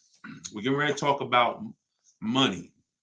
We're getting ready to talk about some big money you need to know, especially if you're getting a loan. Anybody who's car shopping with a loan, type an L. I want to talk to you about a strategy that you're going to use to put banks, credit unions, and dealers against each other. Okay? We're going to talk about that. Come on in and let me know where you're at. I like to know where my people are at as I'm talking to you. Let's do a quick roll call, and then we'll get ready for some serious Q&A. But I'm going to show y'all how to do this strategy. I call it the bank bidding war, where you're going to put banks, credit unions, and dealers against each other to find out who has the best rate. Okay? It's called the bank bidding war. So come on in. Let me see where we at today. We got Cali in the house. I see Colorado in the house, Pennsylvania, Georgia in the house. I see you. What's going on? I see you, New Jersey. I see you, Chicago. I see you, Jacksonville, Florida. Toronto, Canada is in the house. Good to see you. Come on in. I'm trying to see everybody. Florida, Georgia. I think I see a state, Connecticut, New York City, Boston. Great to see you. Let's go. Come on in. I see you. Let's go. Stay very active in the chat. If you ever been on a live with me, I like the dialogue. You got to stay close to the keyboard. Okay. So I want y'all to get your questions ready. Start typing them. Just start typing them. Start typing your questions. My new book, it's a digital book. It's called Car Shopping for People That Hate Car Shopping. It is officially out. So thank God we've been able to bring this book to you guys, been able to bring it to the world.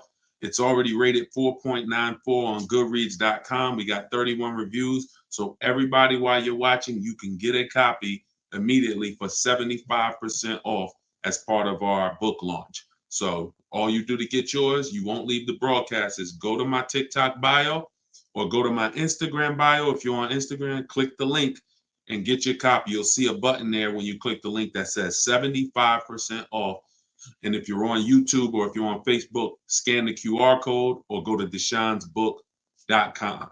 Get your book 75% off as part of our book launch. All right. And make sure you review it. I love the reviews. Thank you to everybody who's reviewed it.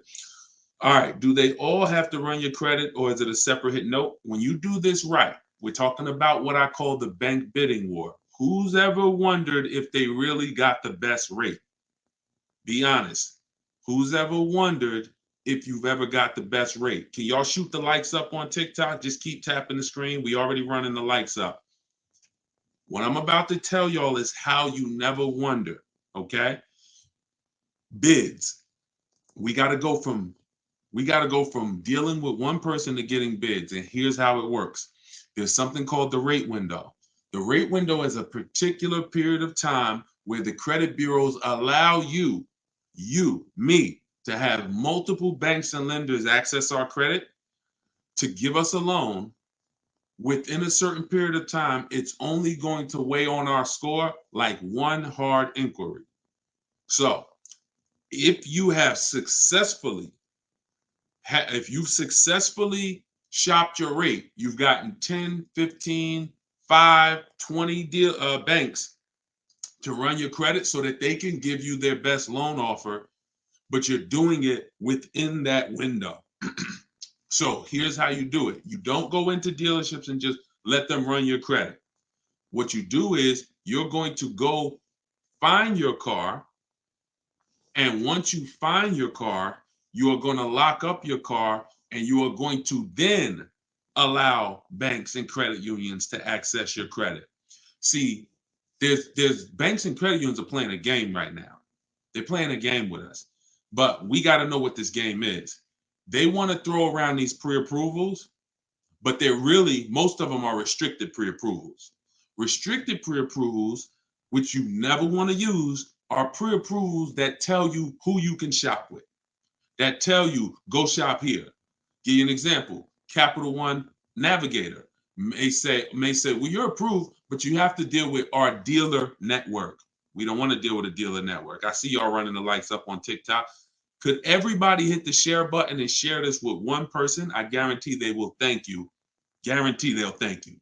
So shout out to the sharers. So when we don't ever want to, the whole purpose of getting a pre-approval or even really getting your best deal on a car comes from when you can shop wherever you want to shop. It's like ShopRite. You walk into ShopRite and they say, oh, you can only shop here. You can't check Stop and Shop, can't check Publix, can't check anywhere else. You only can shop here. Well, what if y'all overcharging? Then that's the same thing when we deal with some of these restricted pre-approvals. Carvana, they'll pre-approve you and say you're pre-approved to shop with Carvana. So our competition, oh no, we ain't gonna let you shop with them. We don't pre-approve you for that. Same thing with CarMax. Same thing with all of these websites that tie you to a particular place for you to shop. We don't want that. Okay. And so you can't depend on any of those things. Here's what you do. You can Google, because the only purpose of getting a pre-approval is for budgeting. And for those of y'all who are connected to me, I actually am going to release a calculator I created. It's called the Perfect Budget Calculator. It's an online like software, and I'm actually going to release that to y'all in a couple days. So if you are not subscribed, if you're not subscribed on YouTube, if you're not on my email list, if you're not connected to this community, you are going to miss it when I release this in a couple days. It's going to be absolutely free. It's something that our members use inside Cars from Home University. It's something that you'll see inside my book if you have it. It's called the Perfect Budget Calculator. So the reason why you get pre-approved is so you can budget. Just like with a house. You go get pre-approved and then you go find your house. You don't know how much you can spend until you get pre-approved. But the games that these banks and credit unions are playing, y'all, is they're trying not to give us a pre-approval. They're really trying to get a hard pull and get us locked into a loan with them. That's really what they're trying to do. Some of you, have any of you ever tried to get a pre-approval and they told you we need the car first? Right? Has anybody ever tried to get a pre-approval and the bank or credit union said, we need to know the specific car to pre-approve you? Right? Orlando said, yep. Tracy said, yep. So think about how backwards that is. That's like if any of you own a home, you know, when you go to get pre-approved for your mortgage, that'd be like them telling you, go find a house and then come back and get pre-approved. Well, that doesn't make sense. But with cars, that's what they're trying to pull. So we don't ever want, remember this, y'all. Remember this as long as you remember anything. Never let someone access our credit until we've already found our car. See, if you stick to that rule, then you're never going to open up the rate window, because the minute you find your car, that's when we go into the shopping part. That's when you find your car, you lock up your best deal, you are bringing that paperwork home. That's called a buyer's order. You're going to bring that thing home and you're going to call your bank, call your credit union. You're going to go online, type in auto loans online. Lightstream is a company called Lightstream. It's Community Credit Union. Any of these people you can find online, it's game time. It is time for them to bid, and you'll already have your car, so there won't be anything stopping you. So you're going to let all the banks, credit unions that you know run your credit when you get home with your buyer's order, which means your car is already sitting there waiting at the dealership. This is very important, y'all. This is like baking a cake, but you don't put the frosting into the mix. You don't put the frosting in the cake mix. It comes at a certain state, at a certain step. The frosting is this step. If you do something in the wrong order, you mess it up. You must wait until after you get your deal. No one has touched your credit. I got my car. I'm going to take it home. I'll call y'all tomorrow, dealership, because I'm going to call my bank, my credit union, and I'm going to let some online, and I'm going to shop for my financing.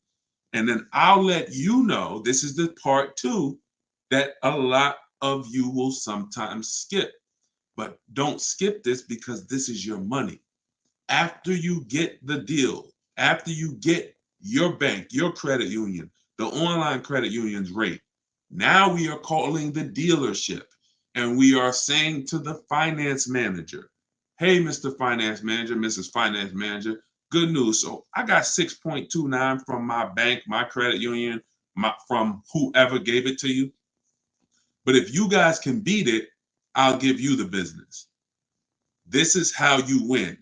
Some of you may have heard dealers are not giving y'all the best prices because you don't want to give them your financing.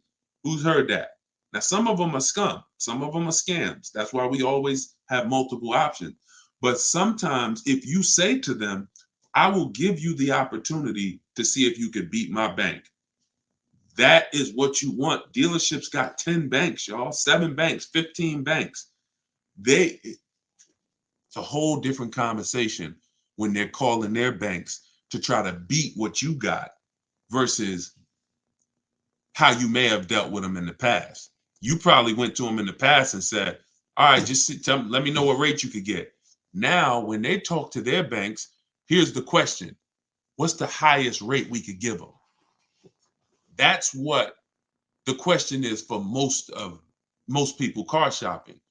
The question that it's going to be now when you do this is, can we find a bank that can beat what they got? It's different when they're trying to beat what you have versus you just telling them, all right, let me know the best you could do. And what you'll find most times is these dealers have leverage. They can call a bank and say, look, I need you to give me 5.9. They already got 6.2 from their bank. I need 5.49. They can call and they give these banks millions of dollars in business. But when you do this, now you're going to leave with what I call price assurance. This is what you want. Who wants to guarantee that I paid less than everyone else? Don't you want to guarantee that when I make a car deal, I paid the lowest price for everything that I could have paid. Isn't that what we want? We want to guarantee I paid the lowest price for everything. That's what you do. You now get your own financing, get those offers. You give the dealer a chance to beat it. So you might think the dealer that the bank that wins your offer wins, but the dealer might call you and say, "Good news, I even beat that. I got you a half a point less." That'll save you money, depending on how much your loan is. That could be thousands. This is how you shop, and this is how you come home with your car and know, "Dag, I got the best price for the car. I got the best interest rate on the market, and it's no questions in my mind."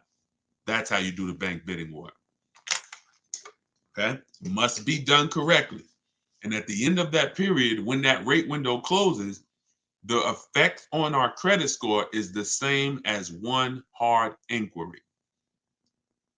That is when you know you've done it correctly, but no one can access your credit before that. If you let them access your credit before that, you're lost because you've already started the clock ticking. All right.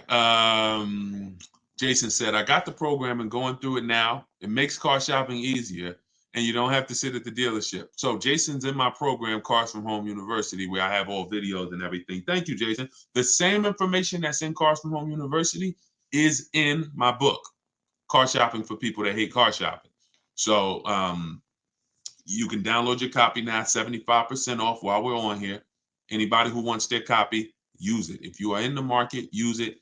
Get it at 75%. $97 is still a great value for the book because of how much money it's going to save you. But 75% off that is even better. So go there, grab your copy. It's in my TikTok bio and my Instagram bio. You can go to deshonsbook.com or you can scan the QR code. Okay, can you talk about leasing and getting the best deal? I keep missing that part. Whenever it comes to leasing and getting the best deal on a lease, it comes through multiple offers. You have to show yourself how much the dealers are trying to make on you. The only way for you to see that is for you to look at multiple offers. You're going to see, here's when you know you've done it right. You pick out a car. If you get a price offer for that car, always get it with first month's payment only, out of pocket, no down payment. First month's payment out of pocket, 12,000 miles per year. You can switch this later. Once you find the best offer, you can adjust your mileage. But when we're shopping, we want to shop with average miles so we can judge the deal. So you're going to do first month's payment. You're going to do, and then you're going to divide, once you get the quote, you're going to divide the MSRP. You're going to divide the payment rather into the MSRP. And that's going to give you a number. So if you divide, for instance, 500 is the payment, the MSRP, let's say, is $40,000. 500 divided by $40,000 is 0.0125.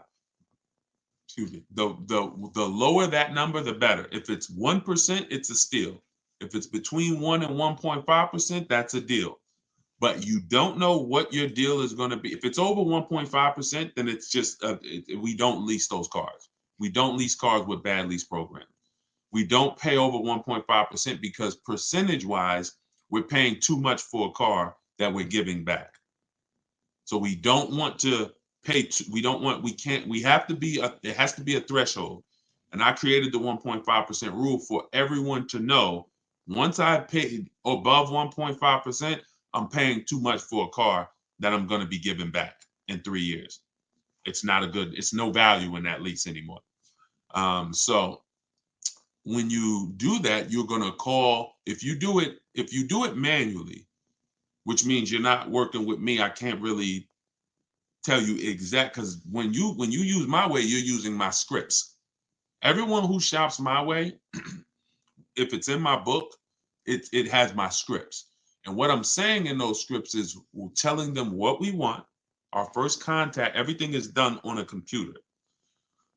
If you're going to do it manually, then you would just call a sales manager and you would get quotes. If I didn't know how to do it, I would just call sales managers and say, "Hey, I just came from this dealership. I'm looking at this car. Can you give me an offer? I'll give you all the details. And because you have to get at least 5 offers for you to see how much people are trying to overcharge you. Because if you've done it right, y'all, there's going to be a $3,000 to $5,000 swing between the best offer and the worst offer. At minimum, which means you're going to see some people that want $500 a month for the vehicle, and some people that's quoting you $650 a month for the same vehicle. They're going to be like, that's my best deal, $650, and you're going to be like, wow, there's another deal that's at $500. So all that thinking people was the same price, absolutely, no, they're not. No way. No way. Every dealer has a different price. Almost every dealer, unless they're owned by the same people and they're like price fixing, they almost all of them have a different price that they're going to offer you. So the key is sorting for the best offer. I like to do it all online without speaking to anybody. If you want to do it manually, online requires you know what to say. Your dealerships are trained for people who are trying to get deals and trying to save money online. Online has been around since 2005, 6, 7. This isn't new. They've had chances to train people to make sure that they're not letting people just save thousands and thousands of dollars online. So they're going to make it hard, which is why we have to know what to say. If they say, "Hey, can we get you on the phone?" You know, who's heard that? Who's heard that before? When you try to shop online, "Hey, can we just get your phone number? We can talk. It's a lot easier." Hit the like button if you've heard that. Or what about as soon as you get on the phone with a dealership, y'all, what's the first question that they ask when they find out you're interested in a car? What's the first thing that they're going to ask you? Let's see. We got hundreds of people on here from every platform. What is the first question? Let me see how common and predictable this is. What does the dealership, from the moment you get on the phone with them, what are they asking you? Okay, I see. What's your credit score? Yep, they're gonna, yep. But I'm looking for come in. Exactly. Exactly. When can you come in? When can you come in?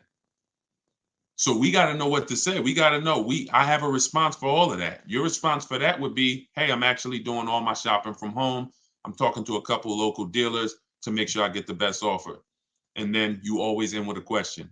Do you have what I'm looking for? Do you have the car that I'm looking for? We need to let them know what car we're looking for, and then we get the offer for it. But you have to be able to, every time somebody tries to get you to go back to shopping the old way, which is coming in, which is going back and forth with them, you have to continually stay on the game of, this is what I'm doing. I'm shopping from home. It's 2024. I can do that. Plenty of dealers are going to make it easy for me to do that. And that's what I'm doing. And and then you'll reveal. You'll see things about most dealers that are going to be like, wow, they're out of control. But you're also going to see the 20% of dealers who are the people you want to do business with. Honest people. They win. They don't mind competing. They don't mind beating their competition with a better price. This is who we deal with. Let's see. I'm not a car person. I like buying I like buying cars that'll last 10 years. Yeah, I mean, that's a good thing. That's a great thing. I told y'all on the earlier hour when we talked, if you're buying a car, it should be long term. Nobody should be buying a car for a short term. You just shouldn't be doing it. You're losing too much money in depreciation, and you're not getting that value back. You pay 15, 20 grand for a car, you're trying to get out of it in 3 years, 4 years. God forbid you pay more, 30 grand, 40 grand. You're not getting that. All that money you're paying, you're losing. You notice how you're never happy when they tell you what your car is worth? You're never happy when the dealer says, "Look, yeah, well, your car's worth about 19. That's it? That's all." Man, are you kidding me? Why? Because you put all this money into the car and you're trying to get some back now. You know that car was 40 grand. You know you've been paying on it for years. You know all of this. So the reason why this is happening is because you don't understand leasing in the short term. But anytime you're purchasing, it should be long term, 8, 10 years. It's the only way you're going to make the money back. It's the only way somebody who's leasing is not killing you. Because people who are leasing, getting great lease deals, they're paying pennies for the cars that we drive. We're paying hundreds of dollars less than somebody who's buying every month. What's a good affordable car to buy less than 20 grand? This really depends. It depends on what you're going to need. First thing you got to assess is, what are your needs? Because the biggest thing you pay for is size. You pay for size. So the bigger the car you need, here's what y'all remember if money starts to get tight. If y'all are ever looking at a car and money's tight, I remember when I was at Mercedes, somebody would walk into the dealership, they're looking at an SUV, 3 rows, and they're like, oh, I got a big family. I got all these kids, I need the room, right? So then we start looking at the price and we see that the vehicle is out of their price range. And, even the best deal is still out of their price range. Now they go to make a decision and they're like, well, what about the smaller Mercedes truck? And they want to look at the one with 2 rows now. Now, the reason I stop them is because they're about to get a car that takes care of their wants, but not their needs. Didn't you tell me you had 3 kids, you need 3 rows? Yeah, I really do, man. So 2 rows wouldn't work for you. So don't look at 2 rows. See, when we are getting cars, we can't take out stuff that is a need. And the biggest need is size. So you got to make sure. So I always tell you, get the smallest car you can buy. Because when you don't need a big car, you can save money by getting a small car. A Hyundai Elantra is less expensive than a Hyundai Sonata. Why? Because it's smaller.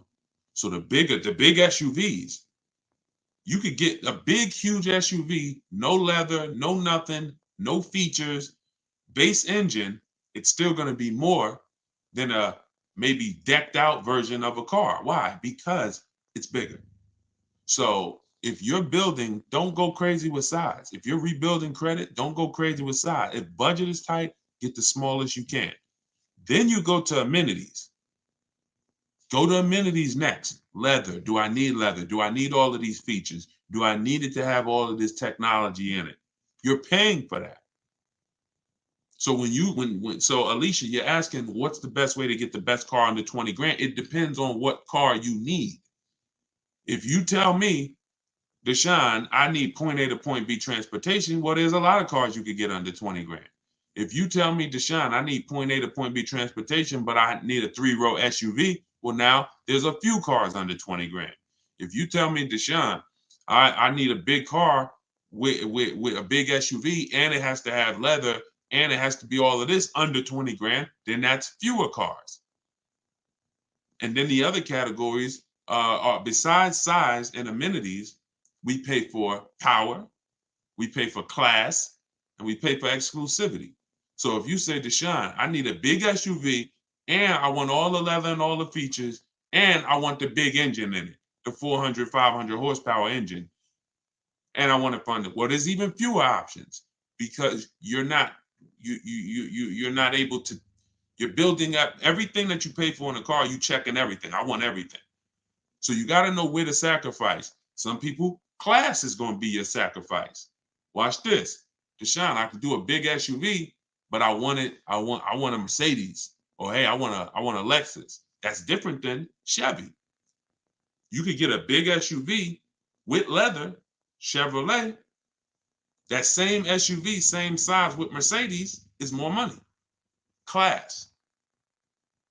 So you got to know what to take out. Last thing is exclusivity. I want a car nobody else has. You get taxed for that. You're going to pay a lot of money for that. I want the Hellcat, the Demon, whatever it is, whatever that, I'm getting this vehicle, nobody has it, you pay for that. So when it's time, when you're searching, Alicia, you got to say to yourself, what are my needs? And then what are my wants? If my wants might be leather and all that. My needs is I need an SUV. My needs are I need something with a hatchback because I use the back of the truck. I need whatever. Because you don't want to go and get a vehicle that has a bunch of wants that you didn't need, and now you had to get an older one. $20,000 is a decent budget. But if you go trying to get every single thing that you could get in a car, in a big car, and leather and fancy, and look, you're gonna end up getting one with 80, 90,000 miles, and it's just gonna be a bad. It's just I don't want you to do that. I would prefer you not to do that. Not a good way. So assess your needs, get the smallest car you can, get what covers your needs. And if you need help purchasing it, you can use my videos. You can get my book. It's 75% off. Go to DeshonesBook.com, download your copy right now, start using it.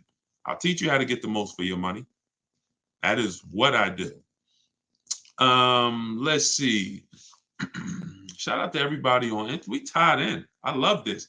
This is we just now getting into streaming on multiple platforms. So we on YouTube, Facebook, Instagram, and TikTok at once. I love it. I'm looking for a used Toyota. Could everybody share the broadcast? If you are not following me, if this is, your first time seeing me, I would invite you to follow if this is the type of stuff you're into. If you're into really, financial literacy, not everyone is, but if you are into, watching your money, protecting your money, making sure that all the money that's supposed to stay in your household stays in it, then definitely I welcome you to subscribe to us on YouTube, hit the sub button, and follow us on whatever social media platform you're on. Okay, I'm looking for a 7-seater, but want to pay less than $600 a month. So you start with now 7-seater. Now look at those other things that I mentioned. Do we need all those things? Because you could go 7-seater. You would say, what's the least expensive 7-seater out there? You would look at 7-seaters, in the 30. You look at them brand new, and you say, okay, can I afford a brand new one? If you're not keeping 8 years, you stretch your budget a lot more by learning how to get great lease deals. If you're not keeping 8 years and you're like, Deshone, I'm not leasing, you're losing money. It might take you a while to accept that, but I'm never going to stop saying it. So I'll be saying that until you get it or don't get it. And hopefully at some point you get it. Your children will get it, because most people are, children now in this generation are a little bit more open to questioning bad advice, and not leasing ever is some of the worst car advice that people have gotten. And if you're not keeping your cars 8 years, you must learn how to get great lease deals, because you're going to save thousands of dollars. Like, so much more money is going to stay in your household. So what you would do is you need to decide whether you're going to lease or buy. That's always the first. My book is called 7 Steps to Saving Time, Money, and Avoiding Dealerships. Car shopping, for people that hate car shopping, 7 steps to saving time, money, and avoiding dealerships. What's step 1, y'all? Step 1 is lease or buy. Because lease or buy is the foundation of our car deal. If you see this young lady here on that I'm showing on you can't see her on TikTok, but all other platforms you can see her. You can see she got a 54,000. Her name is Taupe. She's in our Cars from Home University group. We share all our car deals all around the country. She got a BMW i4 eDrive. It's a $54,000 vehicle, $54,750. Her best lease price on it was $690 a month. So y'all are aware, that same vehicle, if she purchased it with no money down, just like she did this, no money down, we're not talking about putting money down. That's a whole different. When you don't put money down, it's easy for you to judge your deals. Stop putting money. When you learn from me, you're going to stop judging your deals with money down, because the money down doesn't matter. It doesn't affect the deal. So to purchase this same exact vehicle that Taupe got, $54,000, that's an $1,100 a month car payment. Every $5,000, if y'all remember, is $100 a month. Every $5,000 you borrow. So if you're looking at a car that's $5,000, figure that's $100 a month for 5 years. If you're looking at a car that's $10,000, $200 a month for 5 years. $20,000, $400 a month for 5 years. Remember that rule. Every $5,000 is $100 a month.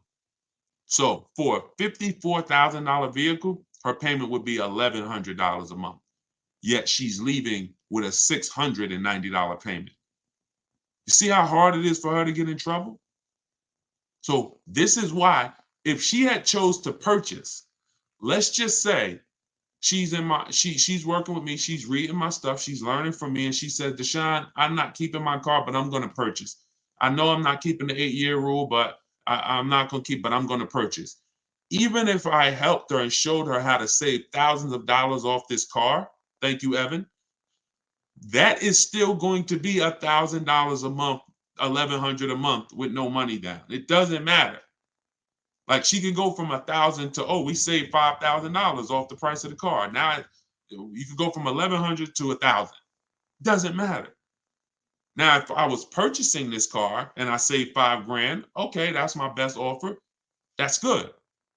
But the reason why leasing versus buying must be the first step is because it's the foundation of affordability. $690 is the best lease price she got. The best purchase price will be nowhere near that. So if your deal is not on the right foundation, if you're not leasing when you should be leasing and purchasing when you should be purchasing, then there's no deal. There's no deal. You're overpaying. So that's the first step. All right, that's always the first step. Before you think about what you want to spend, you must decide, am I going to lease or purchase? And how you decide that is just ask yourself, am I going to keep the car 8 years or not? That's it. Okay, all in my book, by the way. Everybody who doesn't want to remember, Deshone, I don't want to have to worry about remembering this. Okay, then get your book, go to deshonesbook.com, get your 75% off. Let me know, make sure the price is showing 75% off, not the normal $97 price. You can scan the QR code. You could go to my Instagram bio, click that website.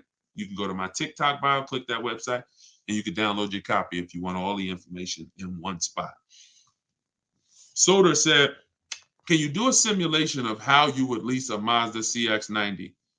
Well, I would figure out what I want. I'm going to check the car first. I'm going to check the car, go to Google. I'm assuming you're talking about, well, if he's leasing, he is talking about a new one because you could only lease a new car. Okay. The link, Evan, is in my TikTok bio. It's in my TikTok bio. So I'm going to, hold on one second. Hold on. Let me get back on TikTok. Okay. So when we're leasing, if we don't have any other cars to sell, we don't have a lease that's coming due. If you have a lease that's coming due, we got to check our equity. But let's say we don't. Let's just say we want to lease a fresh car. We're going to check the car, check the initial quality, make sure it's not a bad car. There are some new cars out here that are horrible cars. So we're going to go to Google. And when we go to Google, we're going to type in the name of the car, and we're going to type in initial quality. As y'all come on to TikTok, could y'all just light up the lights, keep tapping the screen? I appreciate y'all running the lights up. Because y'all, again, we don't want to do little stuff that ruins our deal. Like I said earlier, if you save a lot of money on a purchase, but you didn't lease, had you leased, you would have saved $300 more a month. Then that wasn't a good deal. You messed up. Same thing if I get a great deal on a lease, but my car is always in the shop. Every 90 days, it's a problem with this car. What's up with it? That we don't want that. And these things can be avoided if you just go to Google and make sure you're not looking at a bad car. Okay. Now, once you do that, now you move on to the step of, all right, it's a good car. It checks out. We got to build it. We go and we build it out because we need to know all the features that come in the car. Sometimes some of y'all actually want a feature that you don't know is available in the car because you didn't go build it. But you got to go build it so that you can decide what you want in it, what you need. Wants versus needs are very important. Needs might be, I need the navigation. Wants might be, I want the big sunroof. I'm good with a regular sunroof too, but I want the big one. I could take the big one. Here's why this is important. When we reach out to dealers, now we're talking to them and we're letting them know what we can. We want dealers looking and saying, do I have any vehicles that match this?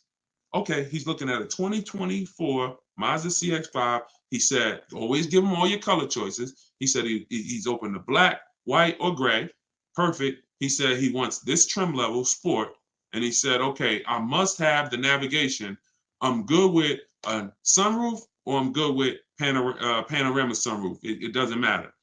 This is why this is important. When they hang up, when they look at that on the computer, they go and they look in their inventory and they see what they have and they're looking for a match. If you only gave them 2 limited options, if you only didn't pick out, now they like, hey, well, do you want the sunroof? Do you need the sunroof? So we got to give them everything we want. That's why we build that car out. And once we give them everything we want, we do this online. We literally, in my book, it's $24 at 75% off. You go download your copy, you'll see this is how I do it. I like to send you to the website because you don't have to talk to anybody. Who wants to save money without talking to anybody? Type a $ in the comment box. If you want to save money without talking to anybody, if you want to be able to say, man, I'm saving thousands of dollars, and who's a bad negotiator? Type bad in the comments. Be honest. If you consider yourself, if you be honest and say, I'm a bad negotiator, type me or type bad. This will work for you because you don't have to talk to anybody. Even if you're going to do what I said earlier, if y'all not going to use the book, if you're not going to get the book and use it, then you can call sales managers. That's going to take a little bit more time, and you got to remember what you want, and then you got to be telling them all the information they're going to need. They're going to need to know where you work at because they can't give you the rebates. They don't know if you qualify for any rebates until after they know where you work. They don't know whether you qualify for any rebate until until they know what cars we have in our household. Like I got an Infinity truck. Sometimes they'll give a rebate because you have a competitor brand. You get $1,000, $1,500, whatever it is. So everything, I have this template where you just fill this in. So when you're shopping for a lease or a new car, it has everything that you need there. This is what a dealer must know in order to give us an offer. Okay, could y'all keep lighting up the likes on TikTok, tapping the screen? I appreciate it. I see the likes going up, and I appreciate it. We letting them know, letting TikTok know we changing lives here. We want to set people free financially, but that's what's necessary. Like I'm letting them know what I want, and then I'm doing it with multiple dealers. In the book, I teach you something called the 25-to-5 strategy. That's something y'all going to hear me talk about a lot. That's where we connect with 25 dealers to get 5 offers. 25 dealers to get 5 offers. And what you'll love about doing it this way is you don't really hear, oh, we don't have that color, or we don't have that. See, when you're talking to 1 dealer or 2 dealers, you're going to hear that. You're visiting 1 dealer or 2 dealers, oh, we don't really have that color. No, we don't have the car exactly like you want it, right? Who's heard that? And then they'll tell you, oh, well, the supply is limited. And they'll tell you, hold on one second, y'all. So they'll tell you that inventory is limited.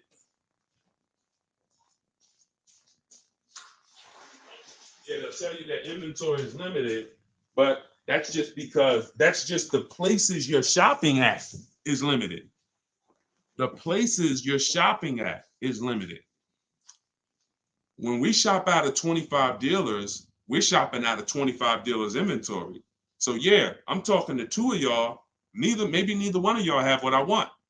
But when I'm talking to 25 of you, maybe 10 of you have what I want.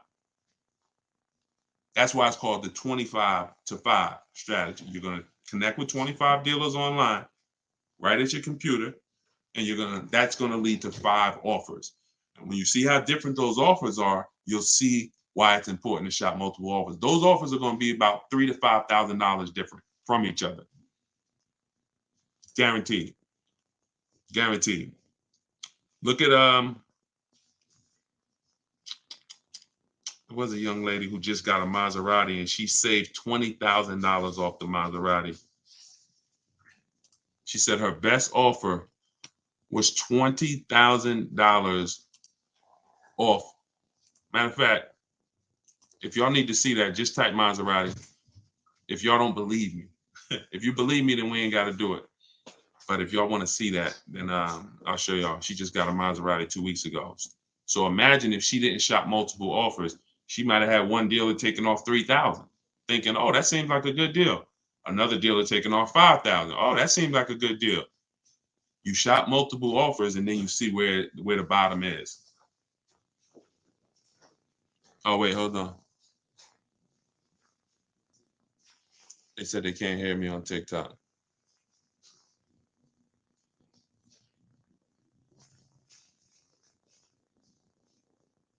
Can y'all hear me now? Can you hear me? How are we on TikTok now? Let me know if y'all can hear me on TikTok before we keep it going.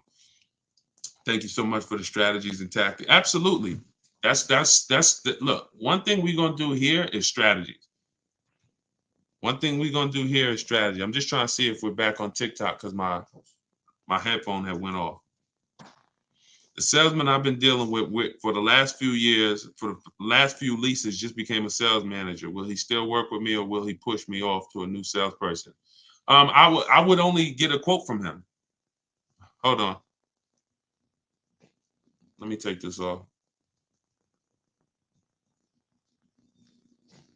All right, how about now? Can y'all hear me now? Let me turn this Bluetooth off. Can y'all hear me now?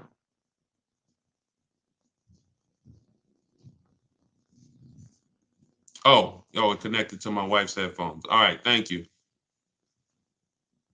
All right, good. Yeah, so if you've been dealing with a salesman, somebody said the salesman that they used to work with is now a sales manager. Will they still deal with you, or will they push you off to a salesperson? The only role of a salesperson is to help you pick a car, and then you go home and you get a quote from home. You get a quote from home. See, what's losing, if I could reduce it to a few activities that maybe you have been trained to do that lose you a lot of money, it's getting numbers in the dealership. It's getting numbers while you're at the dealership.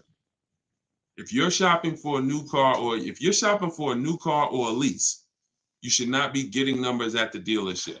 If you're shopping for a used car, you should not be getting numbers at the dealership. All of this should be done at home where you're in control, where you can get multiple offers. So if you go and you test drive that car, go test drive it. You could test drive it where you could call him if he used to be a salesperson, but you're only there for a test drive. You're only there to decide what you want. You're not there to buy what you want. I think you got to get that. When you are shopping for a new car, type the gems, type the diamonds, type the light emoji, because this is a gem that you can't forget. When you are there shopping for a lease or a new car, you are in the dealership to decide what you want. You are not in the dealership to buy what you want. Y'all get that?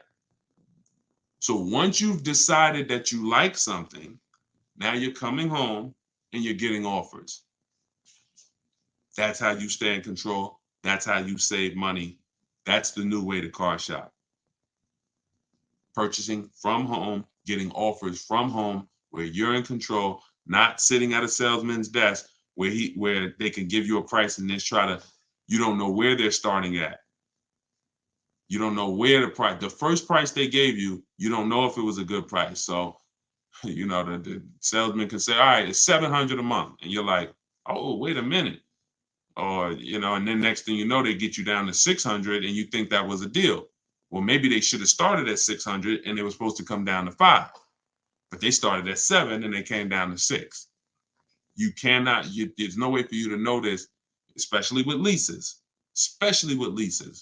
but with any car, you should be y'all are going to save more money than you've ever saved, easier shopping from home. I'm looking to lease, but I put 15,000 miles a year. That's nothing. 15,000 miles a year is slightly above average. Perfect. 25,000 miles a year wouldn't matter because leasing isn't based on how much you're driving. I spoke about that on an earlier hour we did where I was talking about how cars depreciate whether you buy them or lease them. You park a car outside, if it's worth $20,000 today, you go back a year later.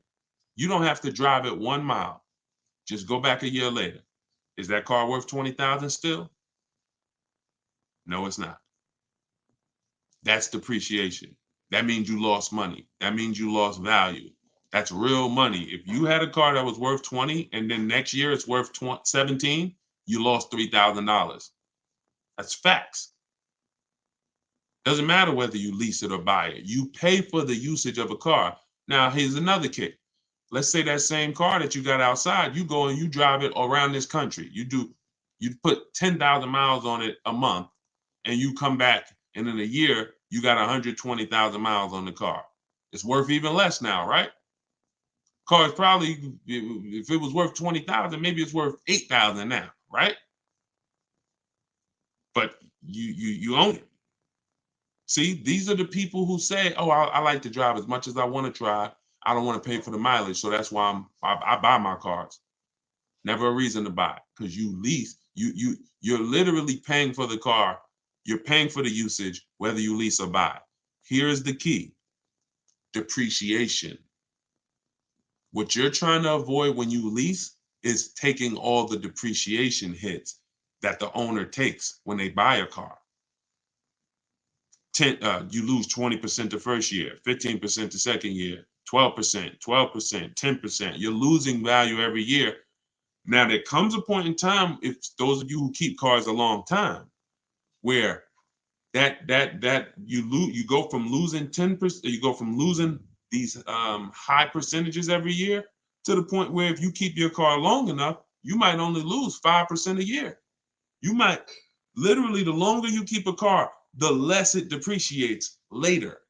But you have to get to the later. If you trade out of that car before you get to the later, you've lost. Because all that depreciation you just took, now you just replace the car and you go start over again. Don't do that. Trust me when I tell y'all. The more you understand leasing, and my entire step 1 is about leasing versus buying. In the book, everything I teach, get your book for 75% off.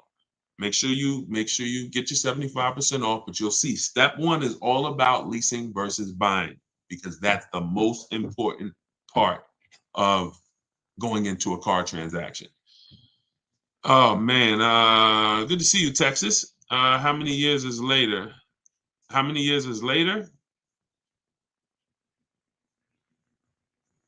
Remind me what we were talking about. I know I was talking about doing something later, or a long time ownership later. I don't know. Remind me what I was talking about. If you owe on the car what the car is worth, should you trade it in and lease? So that's a great question. If you could get out and break even and you're not keeping that car 8 years, then I would get out of it immediately, because there's no benefit to me staying in it. The money that I'm going to pay for a great lease, as long as you know how to get a great lease deal, don't go from a daggone finance to either a regular lease deal or a bad lease deal. You don't want to do that. But once, there's no benefit to me staying in a car that I'm not keeping. I could drive a lot better vehicle transitioning to a lease now, because the vehicle is going to be brand new, and I'm going to have a better vehicle for my money. The money's going to be better. Whatever I'm paying for this used car or this car that I'm driving, it's going to be better when I lease.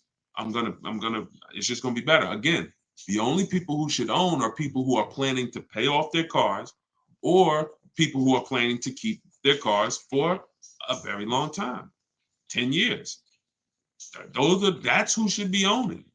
And the people who are owning, who are thinking about keeping cars for a long time, you ain't thinking about replacing that car.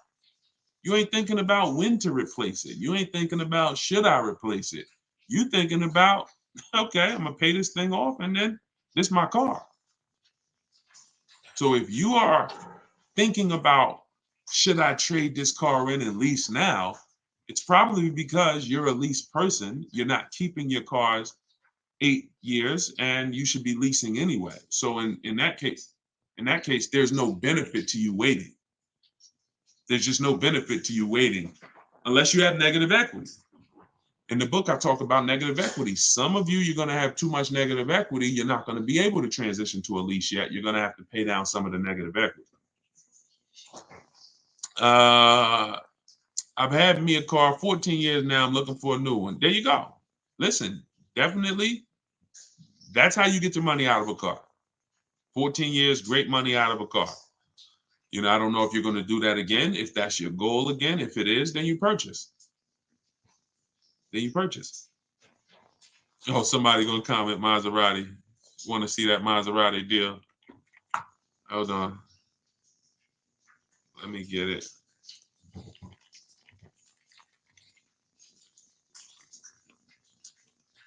Hold on 1 second. Yeah, she said 20. Listen, the money I be talking about, I don't talk about small money.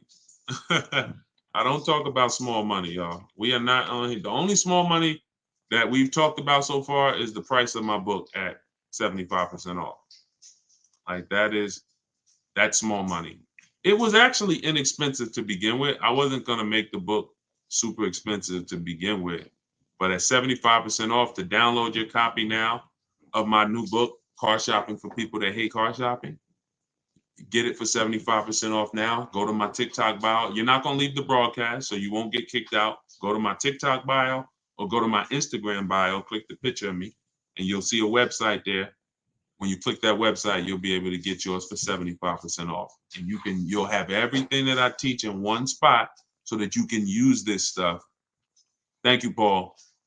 And so that you can see how much money you're going to save when you just start shopping different and when you know where the hidden money is in your car deals.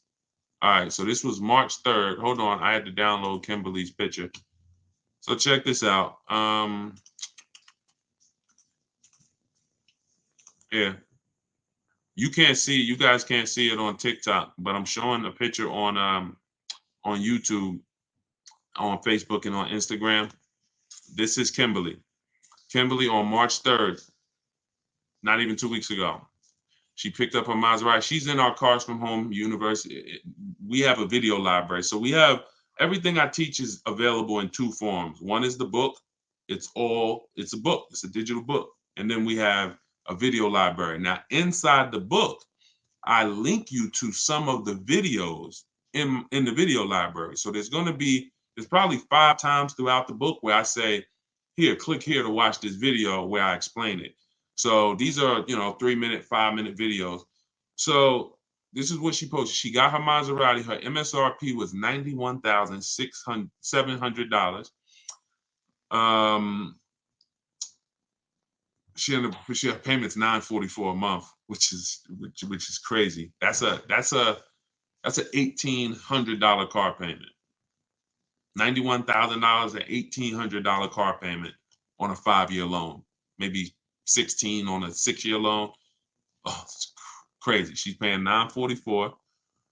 And where is let me see, where is she said, I got offers. Look, 7 competitive offers. This is why it's important. This is what I was telling y'all about these multiple offers. Why does it always kick me out of Instagram? That's so weird. I always get kicked out of Instagram. I don't know if Instagram has a time limit or something. I got to see why that always happens. All right, so you can see that her offers were from 1% to 1.8%. And oh no, I know what it is. Hold on, I got to go to her other post. It was her other post where she posted the actual deal sheet. Hold on, watch this. There we go. No, it wasn't her post when she picked up the car. Here it is.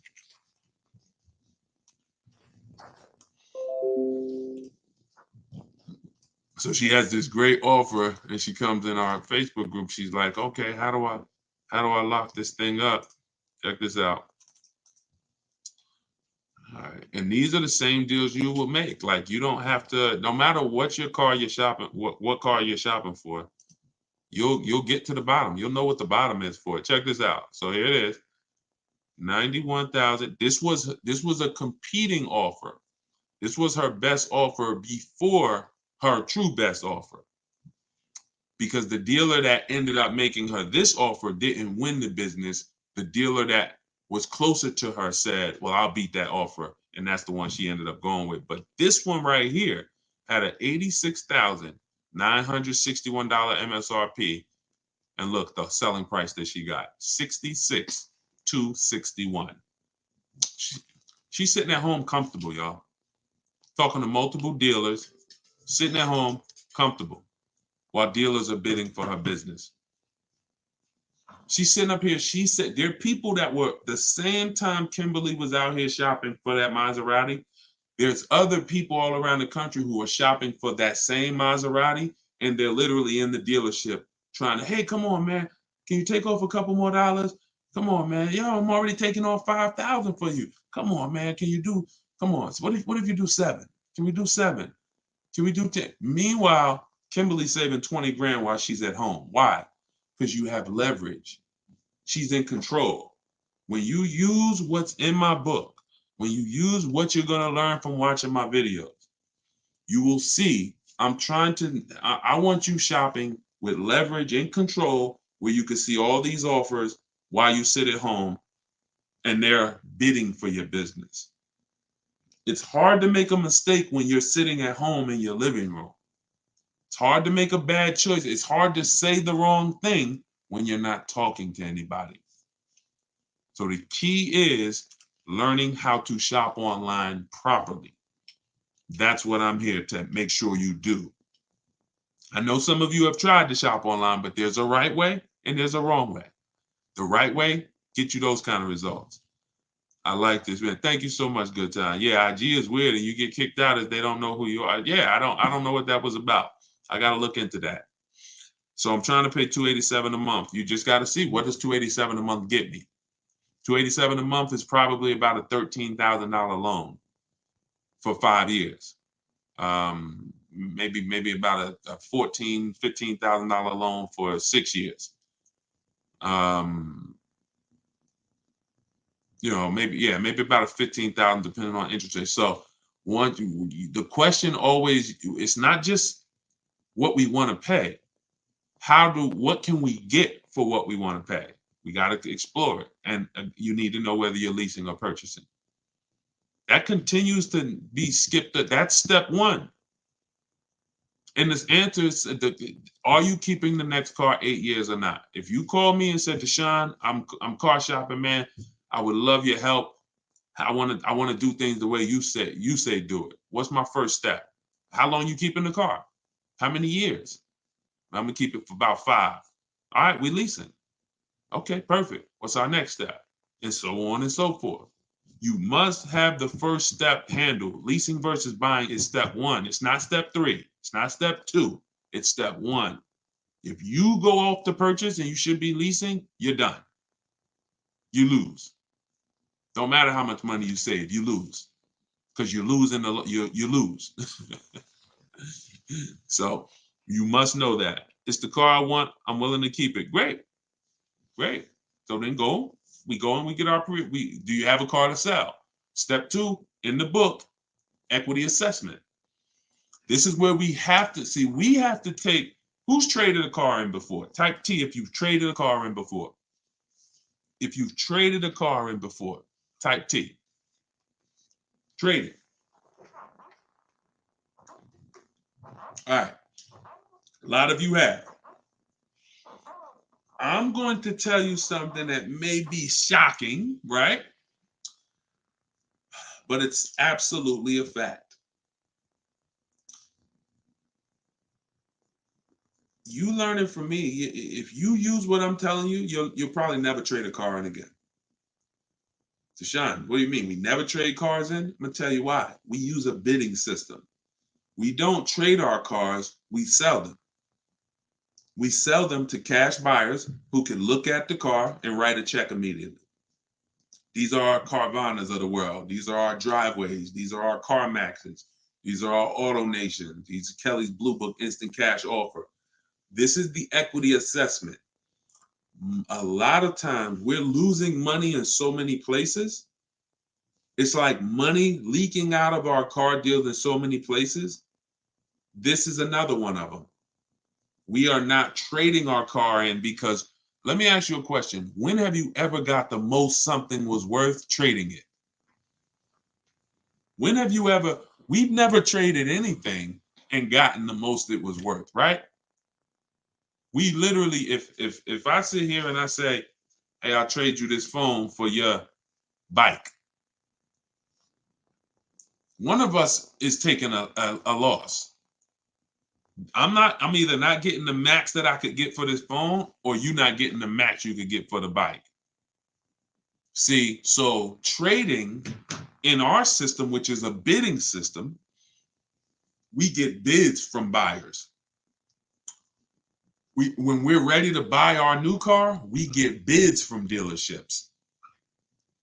The chances of a dealership winning the bid because they're going to sell us the car we want lower than every other dealership, and winning the bid to buy our old car is almost impossible. It's almost impossible. So you're going to not just beat every dealership that's selling the same product as you, but you're also going to beat all the online buyers that are trying to buy cars, the Carvanas, the people I just mentioned. You're beating them too? Oh, you're going to be out of business soon. They can't burn the candle from both ends. So what we do, this is called timing our transaction. We're going to sell to the highest bidder. We're going to buy from the lowest bidder.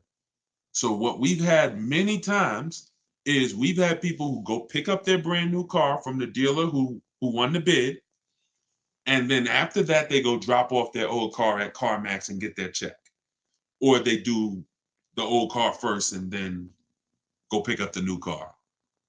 Because they're giving me $2,000 or $3,000 more than a dealer would have given me on trade. I'm going to go get my $3,000 more here, and then I'll come and I'll buy the car from you. This is how we maximize the transactions, y'all. This is how we make sure at the end of the transaction, we haven't left any money out of it. We have to get bids for every part of it. We talked earlier in the broadcast about getting bids from banks. If you just missed it, if you just hopped on, you missed me talking about the bank bidding war, the process that the credit bureaus allow us to shop our rates within a 45-day period, an unlimited amount of times. And at the end of that period, it only weighs on our score like one hard inquiry. This is, y'all got to use this. Until you use this, you ain't seeing the real money. Until you actually use what I'm telling y'all, you haven't seen the real money in the car deal. You haven't seen how overpriced some dealers are. So you have to use this in order to see how much money is in these processes. But that's how much you're giving to banks by not shopping them, by just saying, oh, that's my bank. I'm going to go with my credit union. And then not shopping them, not giving them an offer, not letting someone else get a chance to bid against them. That's a mistake. You're not my friend. Listen, ladies, gentlemen, these banks aren't our friends. These banks wouldn't do business with us if they didn't make money on us. They're not our friend. Oh, I've been banking there for years. They love me. They don't love you. They love the money they make on us. So we have to be as diligent as they are. I'm going to see if you're giving me you're giving me 6.29. Let me see who can beat it. All right, I'm glad. Yeah, I've been doing business with y'all. I love y'all. But if somebody else could give me a rate that's half a point less than you, or a point less than you, or 2 points, then I would be giving them that business. Why would I pay you an extra $1,000 in interest? No. So we get bids for everything. And that's how we guarantee that we save the money we're saving. That's how we're able to do this. Can't lose when you're getting bids. We commit to them, but they don't commit to us. Absolutely. Well said. Absolutely. They don't commit to us. They are committed to, they don't even want us shopping their competition. No, none of these banks, dealerships, they don't want us shopping their competition, because that's when we save money. We save money when we shop competition, and we save it easier. Shopping competition is the easiest way to save. when you're doing it right, like I'm telling you to do it, it's the easiest way to save. You forget negotiating, forget, oh, take off another 1,000, take off, no. Listen, I'll call you back. I'm going to get a couple more offers if you're talking to them. If you're using what's in my book, you ain't talking to nobody because my scripts is in there. I cannot tell you everything to say and you remember it here on a broadcast. But inside my book, Car Shopping for People That Hate Car Shopping, 7 Steps to Saving Time, Money, Avoiding Dealerships, you have all my scripts, you have all my templates, all the websites I use, because I want you to go direct to the dealer's websites. I don't want you going to a third-party website that's going to sell your information. We also always get a Google Voice. That's in there too. You want to get a Google Voice number, and you want to get another Gmail. This is going to be your shopping email. Deshaun, we're going to have a shopping email. You're going to get a shopping email because when you see how we contact dealers and how we look at our deals, you're going to see we can't have all of these dealers in our personal inbox. Now we looking through our daggone work emails and then our personal emails, and now we got some car emails in here, and no, it's a mess. We can't win like that. So we always set up a personal shopping email, a Google Voice number, so we can screen calls so that dealers aren't, who's been at work or somewhere, and they pick up their phone and, hey, this is Alan from over at ABC Jeep Dodge. You were here the other day. I'm just calling to check in. Nah, I can't really talk right now. You know, we don't get those calls. When you set up a Google Voice, I don't want no secret calls, no pop-up calls from car salesmen. We are here to shop online, and we are here to shop online by not saying anything. The more we say, the less we save. Remember that. We're gonna brand that one. Okay? The more we say, the less we save. Doesn't matter what time of the month you shop. No, I talked earlier about the 2 dates. Inside the book and on my videos, you'll hear me talk about the 2 dates. 2 most important dates you must know when you're shopping for a car is what's my as soon as date. That's the date I can make a deal. You're not in the market. Don't even look at cars. Don't get offers. Don't look at deals. Don't have somebody work you up a deal until you can accept it. Now, you might say, Deshaun, well, that's tomorrow. Like, I could accept a deal today. Perfect. That's your no later. That's your as soon as date. Now, your next date is your no later than date. That's the deadline. That's like, Deshaun, I go back to work on, June 1st. I got to have a car by May 31st. Perfect. That's your no later than date. Now, in between those 2 dates is your shopping timeline. That could be a month. That could be a year. Could be a week. But that's the timeline we have to watch offers and say no. And say no. You want to be able to watch offers because offers change. When I was shopping for my Infiniti truck, pre-owned one, I saw the price trends. One of the things that I'm going to show you when you learn to shop used cars the way I want you to shop, you're going to see the price trends. You're going to see the low side of the market and the high side. I noticed the low side of that market is 22,000 and the high side is 31,000. So now I'm looking because our goal is to buy, remember this, y'all, below market value. Forget market value. These words that people use are expensive words. I'm never interested in market value. The only time I'm interested in market value is knowing it so I can make sure I'm buying below it. You see what I'm saying? You don't want market value. You want below market value. And so that's when we're shopping for a used car, we're looking at those things. I'm showing you first when we open up the marketplaces, how to see the low side of the market and the high side so we can identify the low and we can make sure that everything we're targeting is the low. Didn't realize I was in a live stream. Not looking to purchase a car right now. Awesome. Well, we'll be here. Listen, this is a mission we are on, and we've been on this mission heavy since 2021.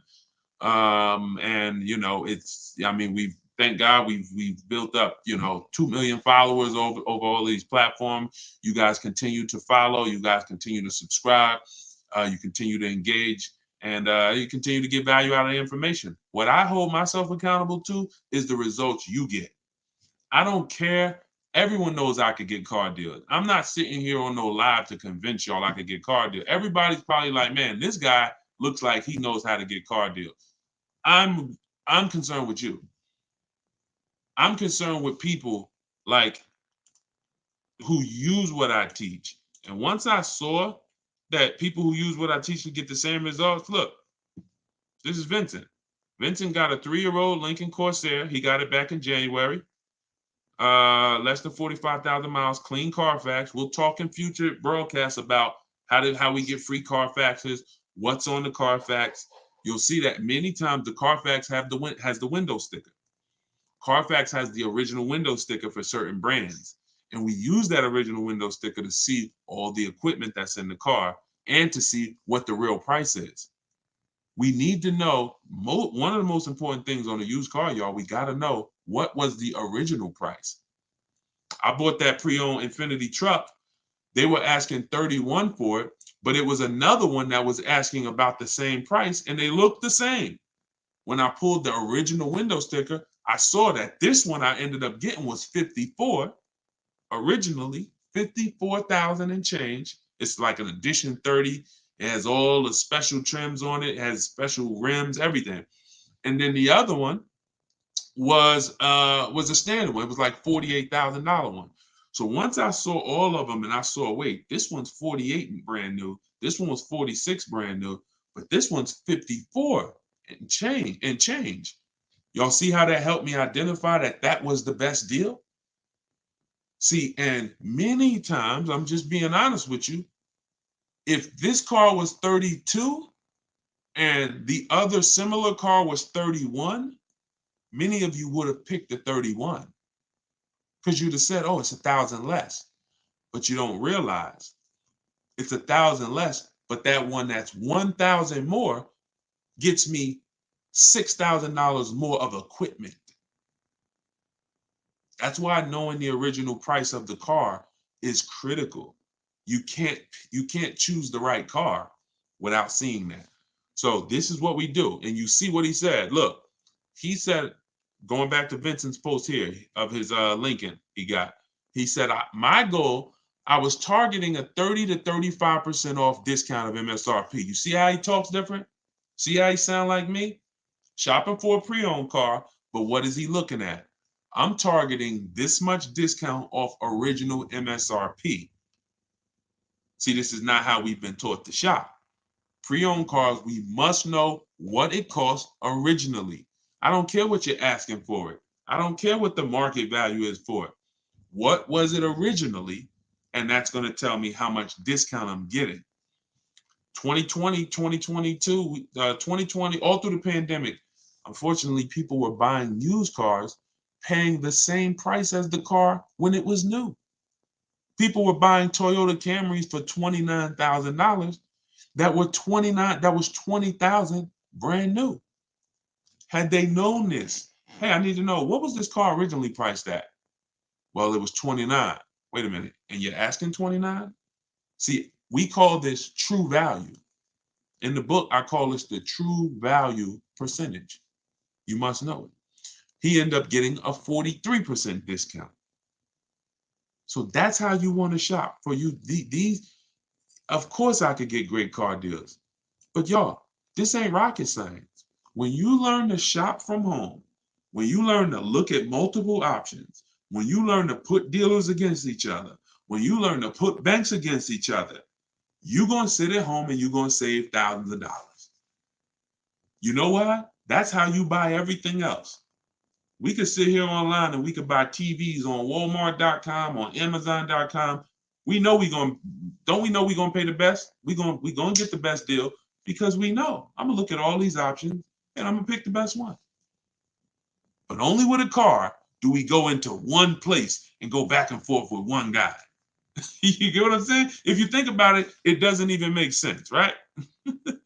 It doesn't even make sense the way we car shop, because the way you car shop is not like the way you shop for anything else in this world. And all I want you to do is stop shopping like that. That's all I want y'all to do. Stop shopping like that. And here's the next thing. Start shopping for cars the way you shop for everything else in this world. And you're going to be, oh, man, you know what? When I shop for cars this way, Deshone, it feels like when I shop for groceries. It feels like when I shop for other things. I'm comparing correct. And you're going to love it. I promise you. We got enough people that have started using what we teach. We've been doing this for 2.5 years now to see the transformation is incredible. People just like, man, I can't believe I never knew that this existed. So I compare oatmeal. Exactly, Dave. Listen, everything. You get what I'm saying? We literally have price confidence by comparison. You know what? And look, y'all will see these Carvana commercials, right? Y'all ever see the Carvana commercials that says we have 50,000 cars for you to choose from? Y'all ever see those commercials? You could choose from 50,000 cars, right? I'm gonna tell you what that is and why you never fall for that. They're trying to win your business based on variety. But variety does not drive down prices. Competition drives down prices. So whenever you hear, we have 50,000 cars for you to choose from, here's what I want you to think of. If you walked into the Dorito factory and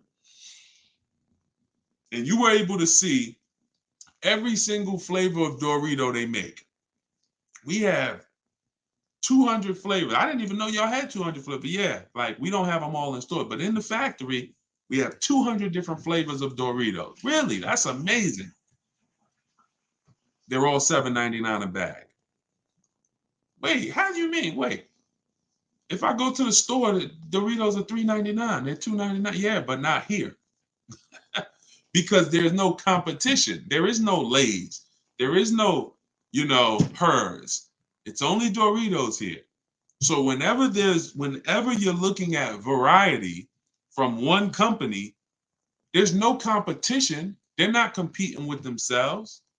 So every way they price their car, they don't mind you looking around. Take a look. We got so many cars to choose from. You'll find something. But everything that you find is not competitively priced. The only way we're competing is when we know we're shopping, when you're about to go visit someone else. You're about to go see someone else. That same blue Camry that you want here, you're about to go look at another blue Camry somewhere else. You should be doing all of this online, never in person. So this is what drives down prices, y'all. Never variety. Forget these dealers that say, "Oh, I got 10,000 cars." Does not matter. In order for me to make sure that I'm paying thousands less, I must shop your competition. I don't care about your variety. When I shop your competition, I'll find the best offer. And it's going to get easy. It's going to get very easy for y'all. So, all right. So let's do a couple more questions and we'll get ready to wrap. DeshonesBook.com for everybody. It's just somebody confirm that we are showing the 75% off price. Sometimes I get a message that is showing the full price. Make sure you could get your 75% off. Scan the QR code. Everything that I teach is in my book. We just put it out. 75% off is the book launch special. It's called Car Shopping for People That Hate Car Shopping. It's a digital book. You could download it and use it right now. And if you're on TikTok or Instagram, you could just go to my Instagram bio or my TikTok bio. Okay, thank you, Camry. Show 75% off. All right, perfect. Went to 7 dealerships before I found the price in the car for my daughter. Wonderful. My wife was mad at me. Now, that's because that sucks. And the time that you put into that, I get it. But to save money, I don't blame you. If you got to what you needed, it was worth it. But I want you to get to the point where you could do this from home. You could have did it with phone calls. If you use my way in the book, we do everything online through computers. But I rather you not drive to place. It's just you don't have to do it. If you had to do it to get multiple offers, then I would tell you, man, you got to drive to multiple places. But you don't have to. You can do this by phone, ask for a sales manager, or if you don't want to talk to anybody at all, you can use my way in my book where we do it all by computers. I'll tell you exactly what to say, what to type, what they're going to say. You got all the responses. Everything is scripted out for you. DMV good, and they treat you like gold when car goes in for service. Oh, I didn't see. Okay, I missed that. How much does credit really matter? Credit profile matters. If you're looking for a car loan, it's not always score though. It's more profile. So I always say if you have a car payment that you're paying, sometimes the world could be crashing down around you. You got late credit cards, but if the bank sees you've been paying your car payment on time, they'll sometimes give you the loan. They'll sometimes approve the lease. So, some people might have a lower credit score and the, low sixes, but they have a solid payment history on their cars and they get approved. Another thing is if you have a high score, sometimes you don't need, um, score and payment history are probably the two biggest indicators. Payment history being what I just talked about, and score being score. Um, because those two things weigh heavily on the decision. Now, then you have things under that. You have things like your job. How long have you been on the job? How is it a new job? Is it you self-employed or are you employed, with a company? Have you filed your tax returns so that you can have proof of income?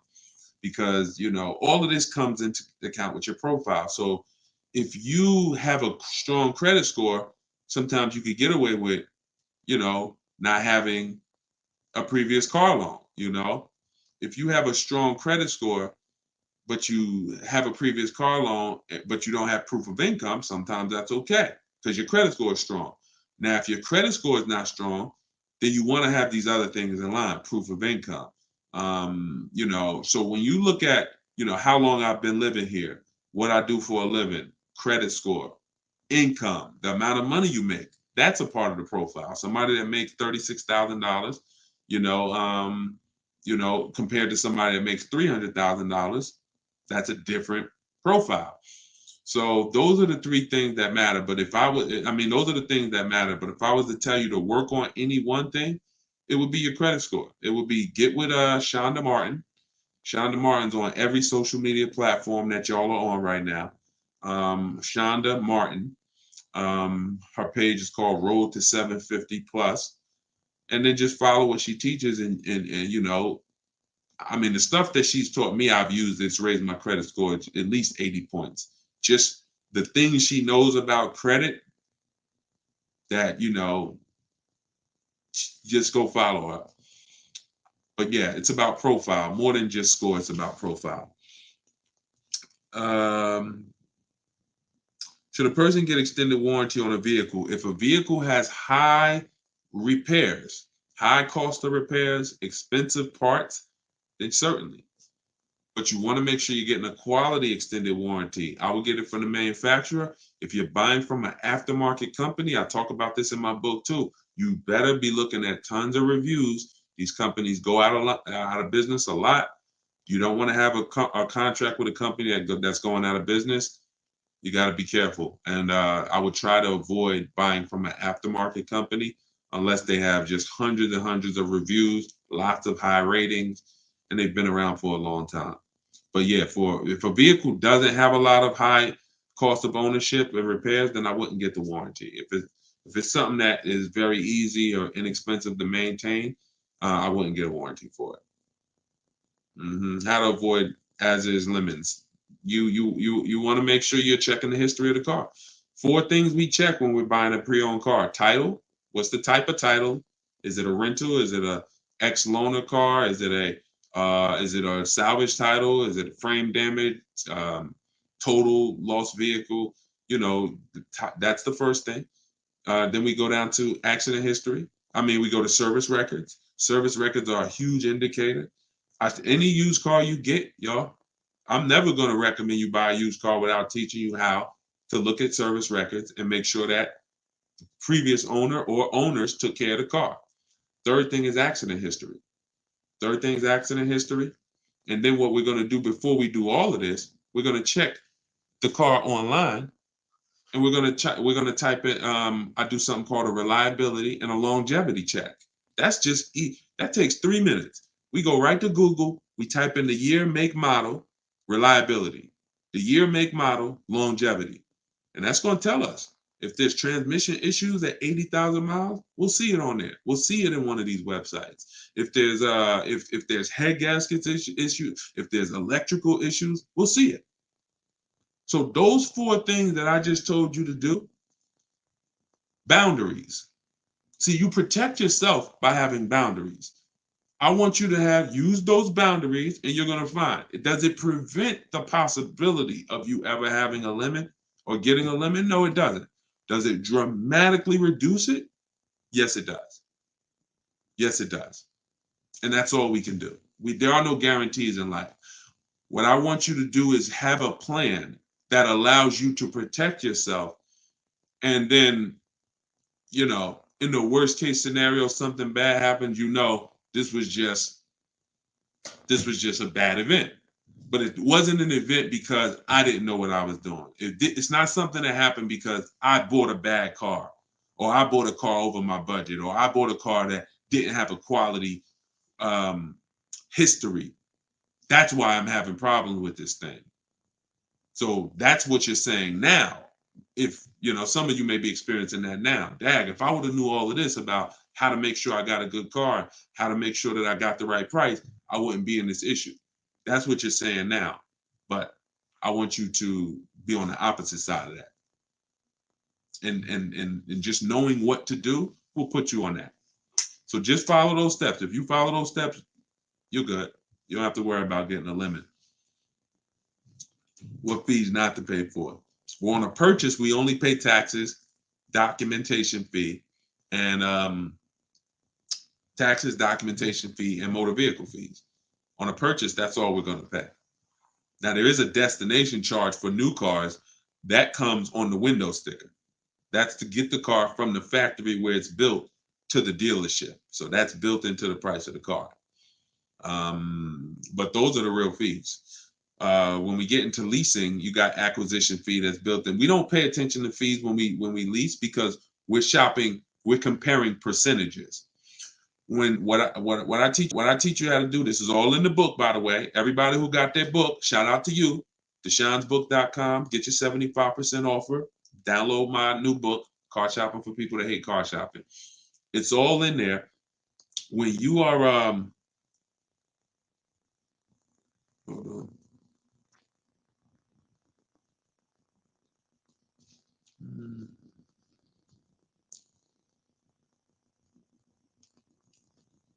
Okay. See, sometimes I read the comments at the same time I'm talking, and I forget what I was saying because we just going from subject to subject. So, it was somebody asking about lease, what fees not to pay. That's what it is. Yeah, when we are shopping for a lease, we are comparing percentages. So, how we compare lease offers: first month's payment divided into the MSRP.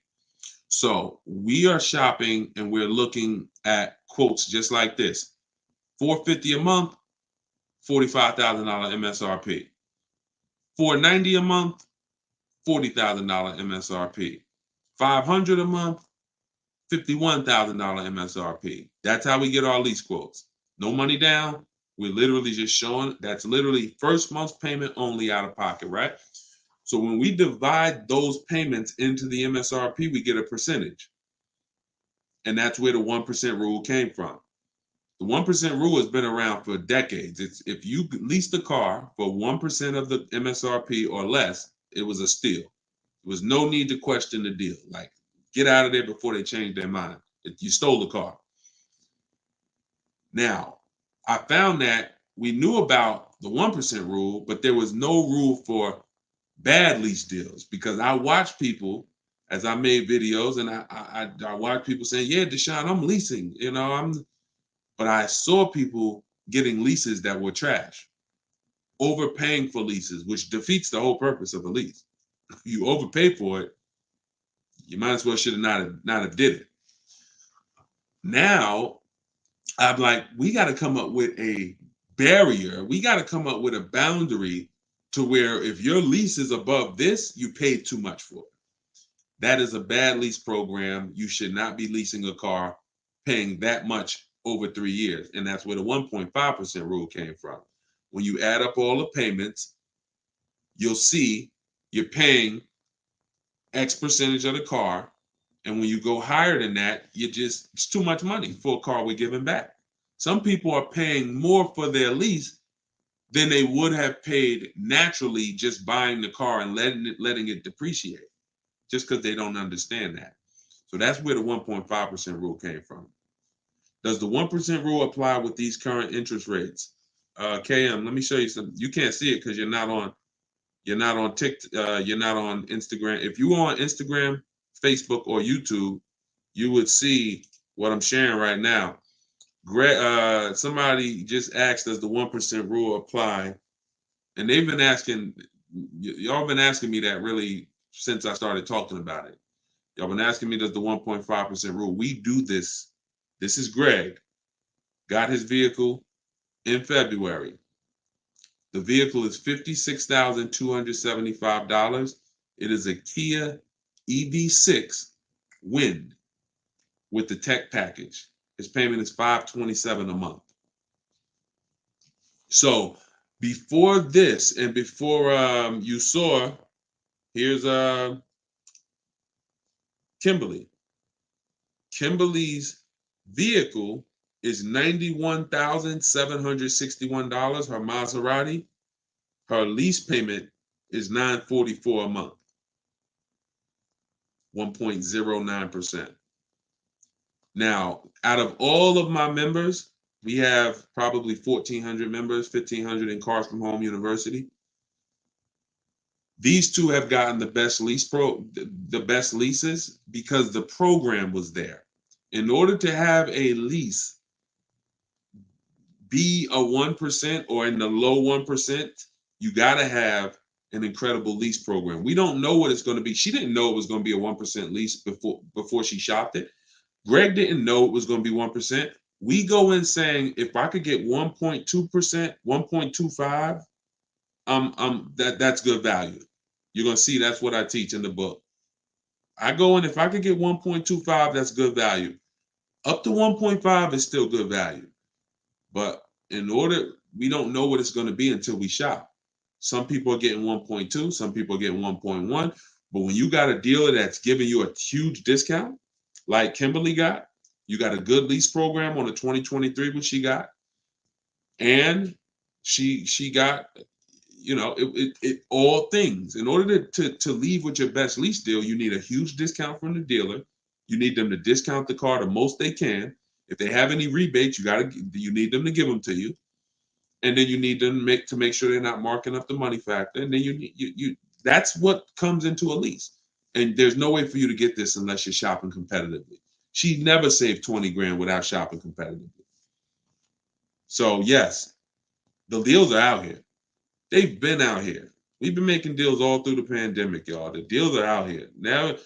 But for those of you who don't want to shop the new way, you want to stay in that old way of shopping, that one-to-one way of shopping. Nah, ain't no deals out here. Ain't no deals out here. It's nothing out here. Everything's overpriced. 1% of MSRP. Yep, you got it. 1% of MSRP. And that's been around for years. The 1% rule has been around for years. All right, so there we have it, y'all. We went over a lot. I'll be back for another hour very soon. If you're on our email list or if you're subscribed to our channels, you will get notifications of when we go live so you can hop on.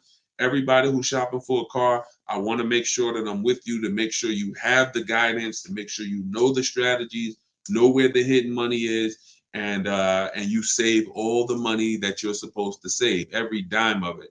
So you can get my book for $24. That's 75% off for our launch.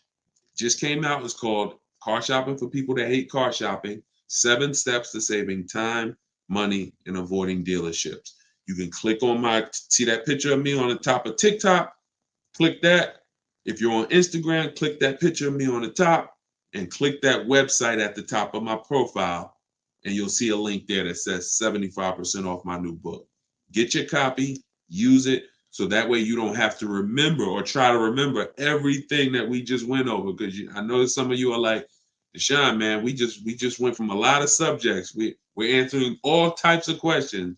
If you don't want to remember that, you can have it right in your hand at 75% off. Or you can go to deshonesbook.com or just scan the QR code and get your 75% off. So always a pleasure. No, matter of fact, I'm gonna show you this. And Rain, let me show you this before you leave, before I jump off. You can't even see it, Rain. If you go to any of these other platforms and you watch the replay, you'll see it. She said, I can't tell if it's a man or, oh, no, it's a guy. He said, I've been trying to get a Telluride for years, but the markups are crazy. Let me show y'all this. Let me show y'all this right now. And this is what I tell y'all when I say that to those who are shopping the old way, to those with old strategy or no strategy, ain't no deals out here. But to those who are like, Deshone, I want to learn, I want to use this way to shop, oh, deals are out there.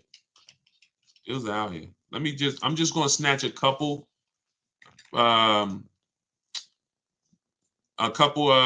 people I could find that I know have gotten Tellurides, and I want to see. I want you to see what they're paying. Hold on. So this is a $54,000 MSRP.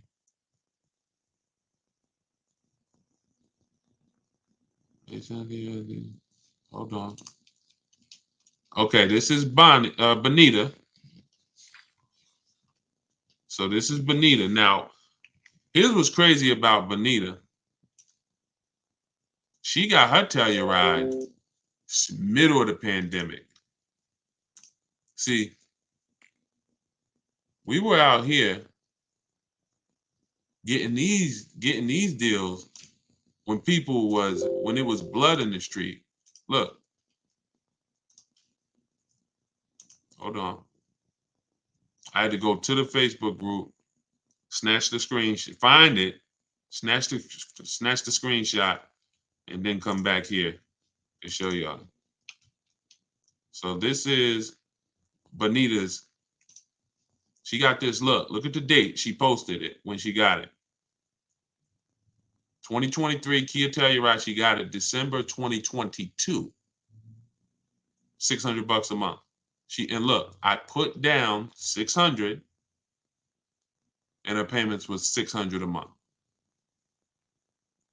At the same time, there were people paying $800, $900, $1,000 a month for a Telluride. She drove off with $600. Same thing with the Palisade. Somebody just got a Palisade.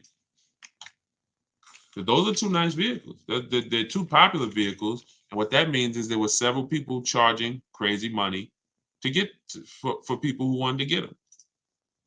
Here's one right here. I'm gonna show y'all this deal on the Palisade. Like, this is why, see, I get to work with hundreds of people in Cars from Home University, my video library. I get to work with them. I get to see the deals. So whenever people tell me there's no deals, they don't know. Y'all, I'm seeing deals. My members, they post their deals 2-3 times a week. Sometimes I'm seeing different deals from every part of the country. So when people say there's no deals, it's just you don't know how to get them. And if you will be humble and say, man, I don't know how to get deals, I don't know how to find deals, I need to learn how to get them, then you'll be fine. But don't say there's no deals out here, because now you're just closing yourself off. Here's another. This is Charles. Look at the date, March 1st. Got a Hyundai Palisade. Look, 35 dealers. I told y'all what I teach y'all, 25 to 5.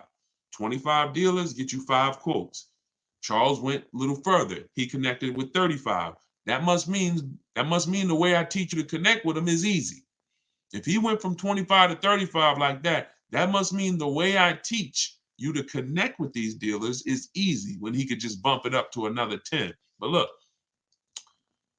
the offers he got ranged from, look, I reached out to 3,500 dealers and got back 10 quotes. The offers range from 1.23 to 1.66%. That's what I'm telling you all about, how different the offers are going to be. I see you. Thank you, AquaWorks. You're going to enjoy that book. Use it. So when you've gotten your offers correctly, you see the spread. You've never gotten your offers correctly if you say, oh, I got 5 offers, they're all the same. Mm-mm, mm-mm. Every dealer is different. You know you've shot correctly when you see this spread like Charles is laying out right here. 1.23% to 1.66% of MSRP. I'm a high mileage driver, so he was price conscious. After counter offering, which is what I teach. In fact, I have in the book a calculator that I invented that you put your offers in to it and it spits out the counter offer that you're going to email to the dealer. So you cannot close a deal without a counter. We just do this without talking. See, nobody ever said you had to counter verbally, but we counter by email. Look, I never thought I'd be able to afford a car that's almost $50,000. Look at this, $597 a month. MSRP was $48,595 on his Hyundai Palisade. His quote was $597 a month. Y'all, do y'all realize Hyundai Palisades, people out here buying them right now, $48,000 vehicles. Y'all realize with taxes and fees, that's about a $1,000 a month payment for 5 years, $900 payment a month for 6 years. He's paying $597. All in my book. This is what I want you to learn. I want you to learn how to shop this way. This is what I'm talking about in these live streams. This is what I'm talking about in my book. This is what I'm talking about in all my videos that I post. It's learning to shop this way, okay? Competitively, putting dealers against each other, making them bid for your business. You're going to save thousands and thousands of dollars way easier. So get your book. I just wanted to show y'all that because he had mentioned the Telluride. So I said, let me pull up a Telluride deal. Let me pull up a Palisade deal to show you. Whatever car you think, yo, it's no deals out there, they're telling you that, we getting them all. We getting them all. Doesn't matter. Luxury cars. I had Crystal just got her Porsche Macan. She said, Deshone, dealers were charging me the same price that I'm paying now to that I'm leaving with. I forget how she said it. She said, before I came in, they were charging me that to lease. I think they were charging her $1,300 a month on her Porsche. And she ended up coming in and getting it for like 9 something. All stuff you'll see. You know, I just don't want to keep pulling these, but as this is what we do. I would take y'all into one day when I come on live, I'll take you straight into our Facebook group where we share all of these deals and just show y'all just a bunch of deals. Like they're everywhere. So if you're on TikTok, go to my TikTok bio, get your book while it's 75% off. If you're watching this, then the 75% off should still be active. Just go click my TikTok bio, click that website in my TikTok bio, click the website in my Instagram bio, and get your copy. If you are watching on Facebook or YouTube, just scan the QR code on the screen. Let me put it back up. Or you could go to deshonesbook.com and get your 75% off. So with that said, I will see y'all in the next hour. Congrats to everybody that got a book. Thank you for being here. Thank you for learning with me. Thank you for engaging. We got a lot more coming. We're just getting started. So stay tuned. I will see y'all soon.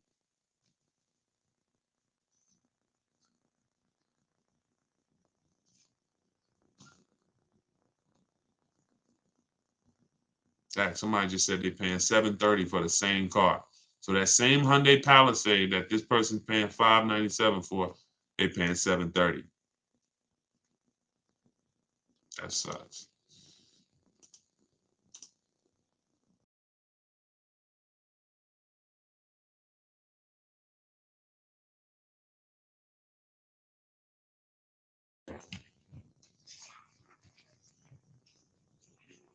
Welcome, welcome, welcome. Welcome to Car Shopping Secrets. Come on in. We are on TikTok, Instagram, YouTube, and Facebook. We're going to be taking questions from every platform. So just come on in, and I want you, the goal, just so you know, is to answer as many questions as possible. If you don't know me, my name is Deshone. I go by Deshone the Auto Advisor. I spent 14 years in the car business, and now my mission is to make sure you guys know how to save thousands of dollars when you buy or lease cars, and you know how to shop for cars the new way, where you're in control. So that is the mission. All right. It's going to be a lot easier. It's going to be almost stress-free. The more you do it, the more stress-free it will be. But you have to learn how to shop from home the right way. The right way. So come on in. Yep, I see you calmly. Just ask your question and let's get right to it. Let's get right to it. And before the entire broadcast, my new book, Car Shopping for People That Hate Car Shopping, will be available in my TikTok bio, in my Instagram bio for 75% off. It's normally $97. It's a digital book. It's everything I teach. It's called Car Shopping for People That Hate Car Shopping. It's rated 5 stars on Goodreads.com, and you can get your copy right now. So let's go. Send in these questions. How do you get a car in your business name and credit? It's simple. If you're going to go, getting cars in your business name is the same as getting cars in your personal name until it's time to sign the paperwork. Whose name is it going in? Now, if you're going to use business financing, then that's its own strategy. So you can learn from somebody who's teaching business financing, lines of credit, things of that nature. But when it comes to buying cars and getting your best price, which I don't see business people doing, I'm gonna be 100%. There's not a lot of people that I see who are teaching you guys how to put cars in your business name, who are even remotely interested in getting the best deal on the car. They're so busy getting the car in their business name that they literally will overpay thousands of dollars just to get the car. Okay. Omar, question. In your book, it says that if you sell your lease to another dealer, you have to buy the car first. That means I have to write my current bank check. Nope. That's actually our plan A. That's not our plan A for selling our lease. If you have what most people do who are trying to get their lease equity, if you don't know you could sell a lease, if you didn't know you could sell a lease type of one, this is going to be relevant to you. We've sold leases for the last couple of years. You've always been able to sell them, but the last couple of years, it's been, there's a lot of money made. And when banks saw people making a lot of money selling their leases, $5,000, $7,000, $10,000, some of them implemented a third-party restriction, and that they limited who you can sell to. So they started so then what you saw was a lot of people started buying their leases and reselling them. I don't like when you buy your lease and resell it because you're going to pay taxes on the purchase and you're going to pay fees on the purchase, and then that's coming out of your profit. So I don't teach that. In the book, Omar, continue reading or just read that section over. It's a lot of money involved in that section. When we have a third-party restriction, we're getting bids from a local dealer. We're talking to used car dealers. I have a script in there of what to say. We're selling our car to a local used car dealer. And if there's more money to be made buying and reselling, then you can do that. But oftentimes, because dealers most times don't need to pay the taxes, the dealer payoff is lower usually than the customer payoff, which means you can sell direct to a dealer and put more money in your pocket, but you must get bids. And that's what I teach. So just read that section carefully, Omar. All right, come on in. Could everybody hit the share button who is into sharing? If you're into sharing, if you share great information, if you're into financial literacy, if you believe that people should be able to, have the information to make the best decisions for themselves, then hit that share button. I appreciate all the sharers. I cannot do this. We can't do this mission without the sharers. Thank y'all. All right, let's go. Let's go. I see Instagram. Let's go. Want to trade my car, which I still owe money on, and I want to lease now. That's going to be very common. Many of you are going to find out as you find out you will, unfortunately, many of you were just programmed never to lease. You were programmed that leasing was bad. And when you find out the math and how much that's cost you, the first thing you're going to want to do is get out of your finance and go into a lease. So you need to call your bank. In my book, I call this the equity assessment. This is step 2. After you decide, now you've already done step 1, which is great. Step 1 is deciding, should I buy or lease? Asking yourself the most important question: how many years am I keeping this car? To decide, are we going to go for our long-term purchase, where we can avoid the depreciation in the long term, or we're going to go for a short-term lease to avoid the depreciation hit. Once you answer that question, that's step one. Now we move on to step two, which is our equity assessment. That's when we have to look at the current car we have, and we have to find out what our position is in it. Are we in a negative position? Are we in a positive equity position? So you're going to call your bank, find out what your payoff is, get your payoff. Don't look at your residual value on your contract. Don't look at, whatever your statement is. If you're going, you can do this with a finance, you can do this with a lease. The equity assessment process starts the same way. You call, you get a payoff, you find out what you owe, and then you're going to go to the online bidding, to the online car buyers, and you're going to get offers so that you can find out relative to what you owe, how much is the market value of your vehicle. And the market value is based on how much someone's willing to pay you for the car. It's not based on what a algorithm site says. It's based on, I got 6, 7, 8 cash offers, which is when you follow this process, that's what you're going to get. And you take the highest one, and then you look at what you owe. And if the highest offer is greater than your payoff, that's called equity. If the highest offer is lower than your payoff, that's negative equity. In which case you have to go with a different plan with negative equity. And some of you are going to have negative equity. You're still going to want to transfer that to a lease. But you need to know how much negative equity you have. So you must complete the equity assessment first, then we move on. Pete, how much normally is a good amount to put down? So when we look at putting money down, it's all payment management. If I'm financing a car and my goal is to pay off the car as quick as possible because I'm keeping it for, 8, 10, 12, 15 years, then I'm going to put as much money as I can down. But it goes back to what we talked about in the last segment. If y'all were here in the last segment, you remember we talked about what you're doing with your money. So let's say a person is using them, you got your money invested, you're getting returns on your money, 8, 10, 12%. Then if you have a low interest rate, you might want to ride that out. So there's 3 ways to go. You're either going to say, all right, I'm not really interested in getting, investing my money. I'm not getting a lot on my money. Most of my money is either in the bank or in savings, and that's what I do. In which case you might say, I want to pay off this car as quick as possible, and then I want to just have no car payment. So I'll put more money down in that scenario. In a second scenario, you're investing your money and you're saying, okay, I'm going to use the bank's money at a very low interest rate if it's available, 2, 3%, 0%, 0.99%. I'm going to use this money, let my money make more money for me, and then I'm going to put as little as possible down. And then the third case is when you say, okay, well, the third case is probably going to cash or a lease scenario, but that's how you would compare it. It depends on your personal choices, what you're doing with your money, and if you're not into investing and making a lot of money on your money, then you probably want to get that car paid off as quick as possible. In which case, put as much as you could afford to put down so that the loan's out of the way as soon as possible. But it's all personal. All right. I see from IG. Is it a way to get a lease without a down payment? Look, are you kidding me? And that's not an insult to your question. That's just, this is all we do. I know you might have looked at these questions and you said, you might have looked at these lease deals online and you see all of these deals that say, hey, put $3,000 down or the $32.99 do it lease signing. Listen, the lease is custom. You choose the mileage. You choose the structure. So the way we shop, this is all in my book and this is all in my free videos. So as you go through all my free videos, y'all gonna hear all of these things match. Whether you on these lives with me, whether you watching my videos, could we keep hitting the likes on TikTok? Let's shoot the likes up even more. Appreciate y'all. Whether you're looking at the free videos, whether you're on a live or whether you're in the book, you're gonna see they're all the same. So when the way we shop for a lease is we are picking our car and we're going to get our offers with only first month payment out of pocket, 12,000 miles per year. If anyone tells you they can't do that, they're lying to you. Straight up, they are lying to you.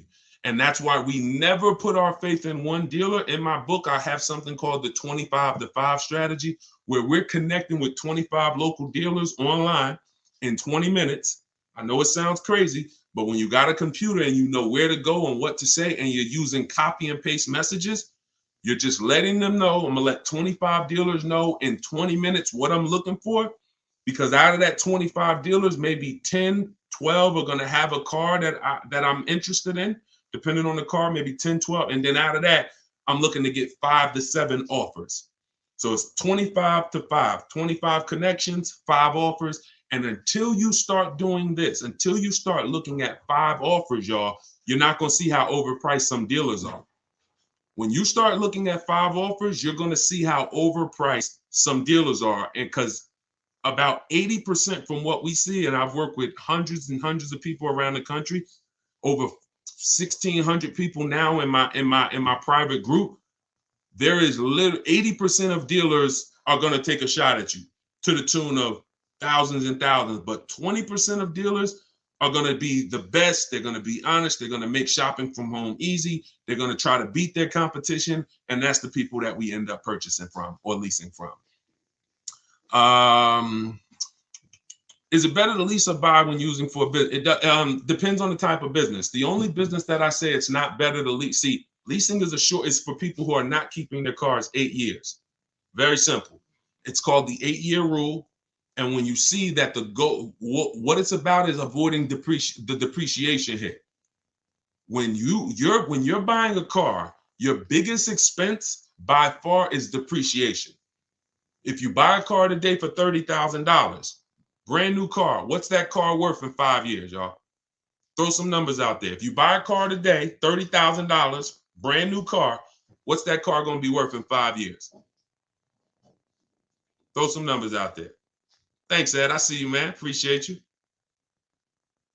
Look, let's see what people come in at. Hold on, hold the question, Dolan. Now I got my man Dolan working in the background so we can see everybody's question. But hold on, let's go deep on this. It's not going to be worth 17. If you could buy a car for 30,000 and then it's worth 17 in 5 years, that's not going to happen. So let's just and 22.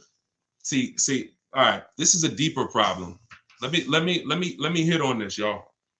Let me hit on this. This is a big problem. All right. Some of you let the last 3 years fool you. And this happened to car dealers too. There are still car dealers out there that think this is pandemic, and they're trying their best to hold on to what was. I used to, during the pandemic, some car salesman said, man, somebody will walk in, I tell them they got to pay $8,000 over sticker, and I got it. I could get them to pay that. They're still trying to hold on to that. They don't realize that over a year ago, their competition started adjusting and started really doing, well, their competition was doing deals from the get-go. So that's them. But let me talk to you. If you bought a car in 2018, 17, 16, 19, 20, early 2020, you could have sold that car and actually either made money. In fact, most people made money. That's gone. Don't let that get you thinking that that you can buy a car and flip a car or break even on a car. That was a once in a lifetime opportunity based on limited inventory, based on a global pandemic, based on a microchip shortage, based on an industry that usually puts 60 million cars a year through the transaction. They didn't have it, and so everything went up $7,000 to $15,000. Everything. Some of you cashed out. If you cashed out during that time, those last 3 years, 2020, 2021, 2022, if you cashed out, you sold something and you made a bunch of money, type a $sign. Just type $sign so we can actually see. Because some of you, I was talking to you back then and you cashed out through my advice, and some of you just found out on your own, or you found out through somewhere else, and you ended up cashing out and making a bunch of money. If that's you, put $signs. But that is over. The times we had people buying cars in 2019, overpaying for them, or buying cars and coming back and flipping them and making money on them. You try that now, you're going to lose your shirt. It's over. So I'm here to tell you that the normal depreciation on a car is a 20% loss the first year. 20% loss the first year. So if you pay 30 grand for a car, that car is worth 80% of 30 grand after a year with normal driving. If you're a high mileage driver, it's worth even less than that. If you're a low mileage driver, very low, it's worth a little more than that. But that's standard, 20% going. Second year, you're going to lose probably another 15%. Third year, you're probably going to lose about 12.5%. Probably lose another 12.5% the next year. Then you'll lose 10%. And that's the depreciation curve. That's where we are. So when I asked y'all 3-4 minutes ago, if we bought a $30,000 car, what it would be worth today? The answer is what it would be worth after 5 years. The answer is probably going to be about 12 grand. The answer is probably going to be about 12 grand. And we've gotten so far, I had to go deep on that subject, so I kind of forgot what the original question was and how we got on it. But the name of the game is avoiding depreciation. That was how we got on it. So if you don't know, that's your biggest expense. Your biggest expense is not maintenance. It's depreciation. You're losing thousands and thousands of dollars in depreciation. So when you're deciding, should I lease or purchase? When I tell you the answer is 8 years, if you're not keeping your next car 8 years, you should be leasing it, because if you get a great lease deal, you can't get a regular lease deal.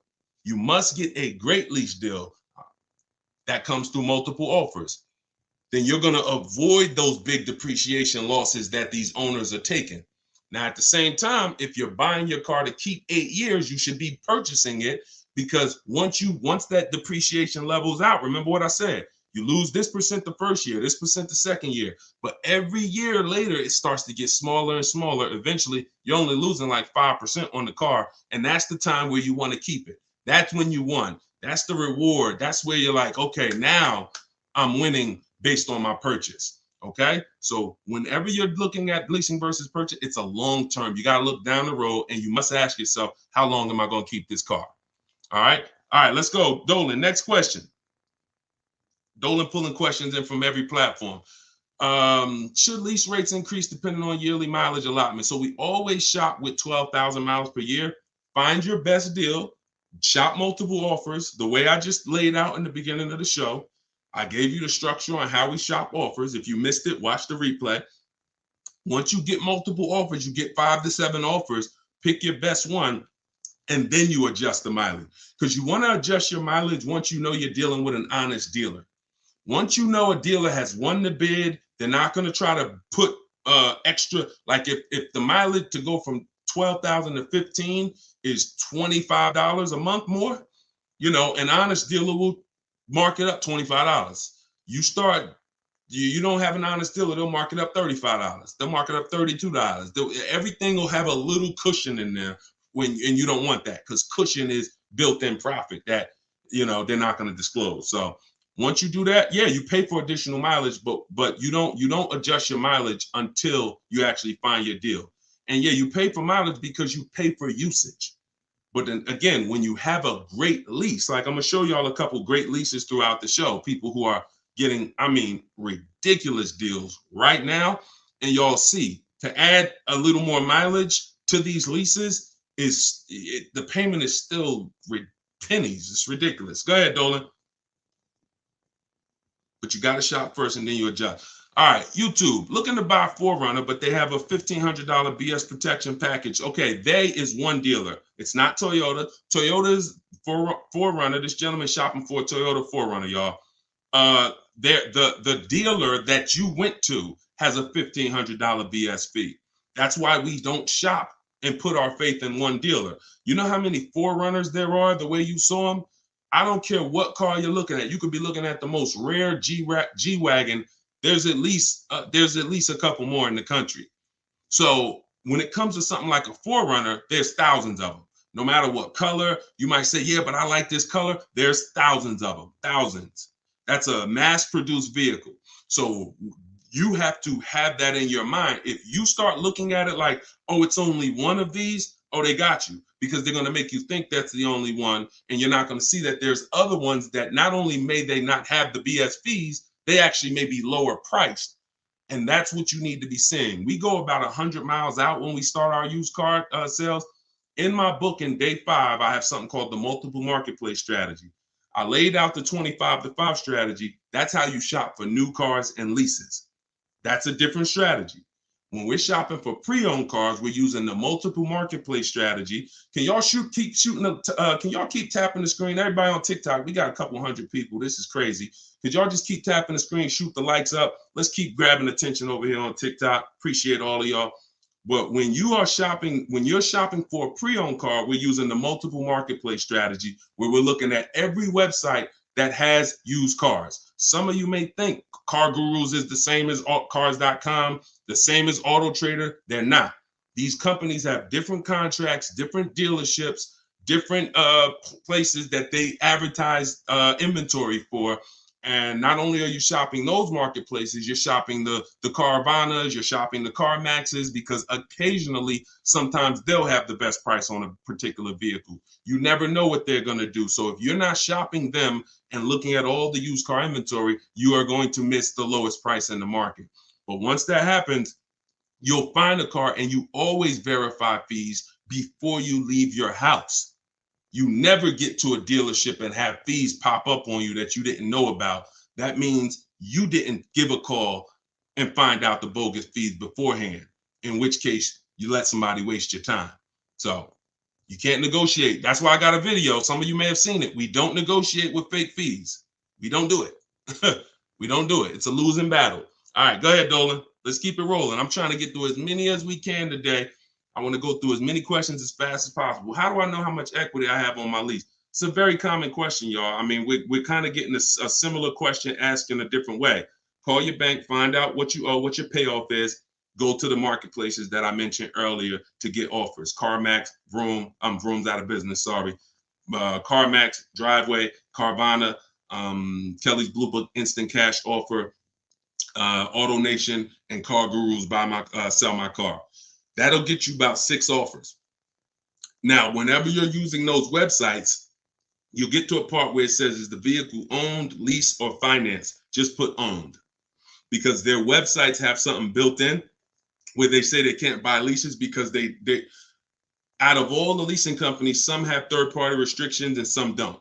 But their websites are not set up to see who has third-party restrictions. They just kind of blocked it, because I'm sure they had thousands and thousands of people, when everybody was making all of this money, calling them saying, "Oh, I want to sell my car to you." And then they looked at the contract and said, "Oh, we can't buy it." So they basically just put a block on their website.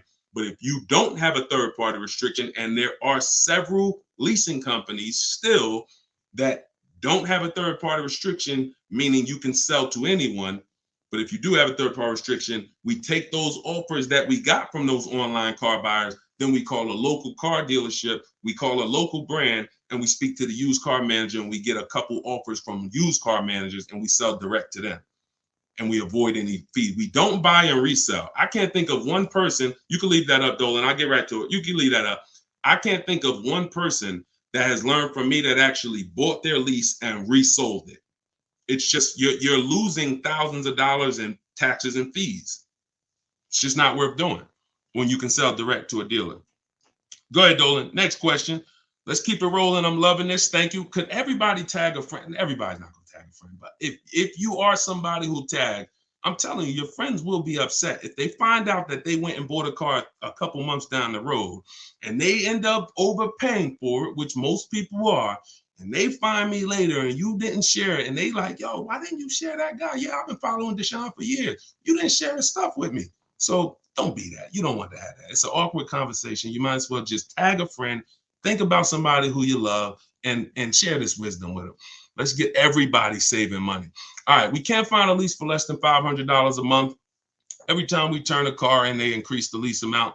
We love Jeep, but we are now trying to, but they're calling us, telling us the interest rate is high. We have 12,000 miles left.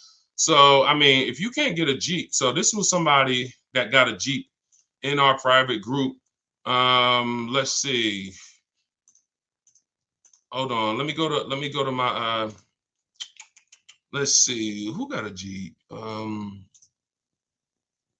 got to label these different. No, I got to label these different. Ooh. Jeeps have incredible deals if you know how to shop. Anybody who's interested in leasing a Jeep Grand Cherokee, which kind of Jeep is it, Liz? If it's a Jeep Grand Cherokee, let me see if I can find this. See if I can find this person, because I know that deal was ridiculous. Hold on. I just want to tell you how the difference in shopping and getting multiple offers, because if you already have them calling you and telling you that every time you see, I know that scenario where she just said every time we release from them, the price goes up. That means she's buying and leasing from the same dealer. So in most cases, when you're leasing from the same dealer, every single time you get a deal from them, they're going to bump the payment up a little bit. Very rarely is it going to go down because they've conditioned you for it to go up a little bit every single time. Now, in the case of the pandemic, they had people jumping up $150 a month. But when it comes to Jeep, hold on. What kind of Jeep? Is it a Grand Cherokee or a Wrangler? I know I have somebody in my group that just got a Jeep for it. They saved like $7,000. And that was on a limited. That was on like a $59,000 Jeep. Oh, that's right. I text my friend the deal because she was shopping for a Jeep, and I text her the deal. So let me actually see. Here we go. All right, here we go. That's right. Okay. She got a $45,000 Jeep Grand Cherokee. If y'all can't see this, this is Raphael. She got a $45,000. Now, I don't know how you're equipping your Jeep, but hers is $45,925. She's paying $549 a month, and that's all the money she gave them. She put $540, she gave them $549, and she drove off. So if you are somebody who says, all right, that deal is ridiculous, I'm gonna put down $1,500 more, drop my payment to like probably about $1,500 more out of pocket, will drop that payment to probably $498. And or you might say, Deshone, I don't even need the limited. I see she got the blacked out one. I don't need all of that. I'll take one that's a little less than that. But this was last month. So, I mean, you must shop offers on these cars. You must shop multiple offers. You must get at least 5 quotes from 5 unrelated dealers, because one thing that will surprise you is Raphael had offers for 600, 700. I remember I helped the lady Christina. She was in our group a year ago, and her best offer, she got like a $52,000 Jeep, white with the black top, and it was like $606 a month. But her highest offer she got from a dealer was like $1,100. So she had some for $1,100. She had some for like $899 or something, and then her best one was $606. So oftentimes, what you think is overpriced is just that one dealer you're dealing with that's trying to take a shot at you. That's why multiple offers from home is the way to go. This is what's in my book. This is what I teach in my videos. If you guys want to have it right in one spot with all my scripts, everything, I don't even want you talking. I really want you typing, because when you talk, you can say something wrong. If you type, you can't mess up. Thank you so much. Appreciate that. If you type, you can't mess up. So 75% off. I just put the book out. It's called Car Shopping for People That Hate Car Shopping. If you hate car shopping, type hate. Type I hate it. All right. And we're already rated 5 stars on Goodreads. And I want y'all to have everything I teach in one spot. That way you don't have to go through all my videos trying to see which one's for me and which one's for leasing and which one's for selling my lease. And, oh, this one's for a used car. I don't need that. You can do that. You can certainly do that. The information's there. But if you want it all in one spot, get your book for 75% off in my TikTok bio, or go to my Instagram bio, click that link, and then click the button that says 75% off, or go to deshonsbook.com. All right, go ahead. Go ahead. Yep, you good, Dolan. I want to buy a certified pre-owned car. I want a safe, reliable car. What do you recommend? I'm thinking Subaru. Okay, so when we're trying to find what car we want, get an idea of it, and then we do a research. We do our check. We check to see reliability. There's 3 terms that you got to be familiar with. 2 are going to apply to you if you're a short-term person, which means you're leasing, you're not keeping your cars 8 years, and 2 are going to be important to you if you're a purchaser, if you're buying a car to keep 8, 9, 10 years. If you're leasing, the 2 important terms are initial quality. Initial quality is, what does the data say about this car its first 90 days? The first 90 days the car was in production. Now, the way we do an initial quality check, this we do right before we go and get offers on a car, because we never get offers on a car until we find out if it's a good car. You don't want to be getting offers and then you get a great deal. Now you decide to check to see if it's a good car and you're like, oh, it has electrical problem. No. So this is one of the last steps we do. We do this in step 4 of my process. It's a 7-step process. Step 4 is shopping, not buying. That's our research. That's our test drives. That's our making sure the car is good. So you type in the name of the car, the year, always put the year, 2024 Subaru Impreza, initial quality. Type that into Google and you look at the first page. If there's any red flags, you'll see it. Skim those first couple articles. It shouldn't take you more than 3 minutes. You'll see, oh, click on this. Reliability score is a 70 out of 100. I might pass on that. Initial quality, rather, is a 7 out of 100. We don't want to see anything that gives us concern. Now, once it passes initial quality, now you type in 2024 Subaru Impreza reliability. So initial quality is your first 3 months of the vehicle's lifespan from the time it's new. Reliability is the first 3 years. So if that car is in the shop every couple months or once a year, or for the same issue, if it's having a misfire in the engine, you'll see it in the reliability ratings. For somebody like you, Tina, you want to look at both the reliability and then you want to type in 2024, whatever year you're buying, 2021 Subaru Impreza longevity. And you want to do the same thing. You'll see if the transmission's known to go, it'll tell you right up top. These cars are known to last 150 to 200,000 miles, 200,000 to 300,000 miles. These cars, many owners report transmission issues around 80,000 miles. That quick 5-minute check will avoid thousands and thousands of dollars in bills and headaches. Thank you, Blood. Said you looking younger. I appreciate it. So that's how you do. But also, don't think you got to buy it. You can keep that up, Dolan. All right, we're pulling questions from everywhere. Instagram, TikTok. So make sure y'all are typing your questions. We're on 4 platforms. And I got my man Dolan pulling the questions in. Don't think that a certified pre-owned car is better than a non-certified car with a good history. A good history, non-certified, could be better than a car that's certified without the history. See, I'd rather a non-certified car with a great title, which means it's not a salvage title, it's not a rental, it's not a, funny title. Great service records, which means I can see that the previous owner or owners regularly took care of the car. That's the biggest indicator that car was taken care of, is service records. And then a good accident report. I take that over a certified car. When I pull the Carfax, I don't see many service records. So don't think because you're getting a certified car, if you don't do your due diligence, you could still lose. You want to look for those 3 things: title, service records, accident history. That's the biggest indicators. It's no guarantees, but those are the indicators. All right, go ahead, Dolan. Next question.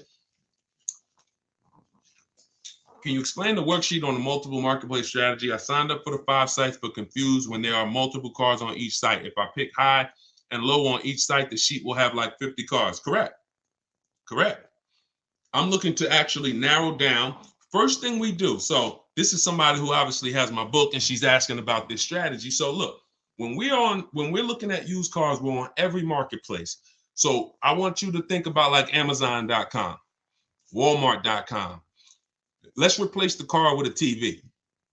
It's no way if you're looking for a TV and you're trying to get your best deal and pay the lowest price, you're not going to check all the online websites. Now, some people might check only Amazon.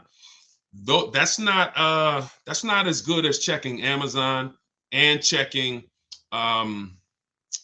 Walmart.com and checking BestBuy.com. See, I know Best Buy is overpriced most of the time. You get what I'm saying? But that's how I feel about CarMax. But I still got to check them because they're overpriced most of the time, not all the time. And every now and then you see the one that was surprising, they'll have the best offer right there. So that's why I'm always going to check all the marketplaces: CarMax, Driveway, and then we're going to open up your Auto Trader, Cars.com, Car Gurus, at Carfax.com. There's 8 used car marketplaces. So we open them up and now we put in our criteria. What are we looking for? Now, we don't look to buy. I don't want you buying the first day when you open those marketplaces. Here's the goal when we open the marketplaces. Who remembers what I said about market value? If you were on the last broadcast, or if you heard me talk about it, what are we interested in when it comes to market value?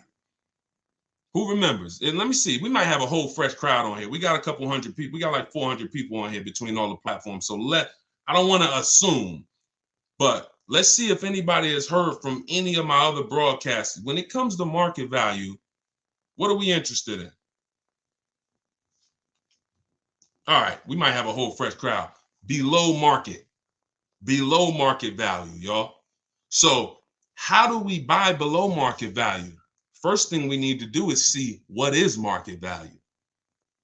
Yep, I see you, Ronald. The first thing we need to do is see what is market value.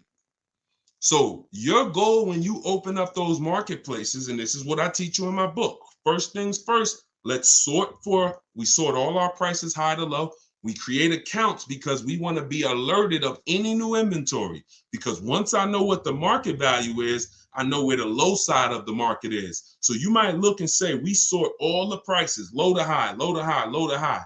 Now I can see all the low prices are around 22, 23, 20, 22, 23, 24, but then it goes up to 25, 26, 27. That's market value, that middle. And then you got the overmarket, it's always going to be cars that are priced higher, above market value. Now, when we look at the low side, here's what we're able to say. Here's what you have to know. Be prepared for it. The low side of the market is where all the crap is. So you're going to see bad titles. You're going to see accidents. You're going to see frame damage. That's fine because you're looking through all of that.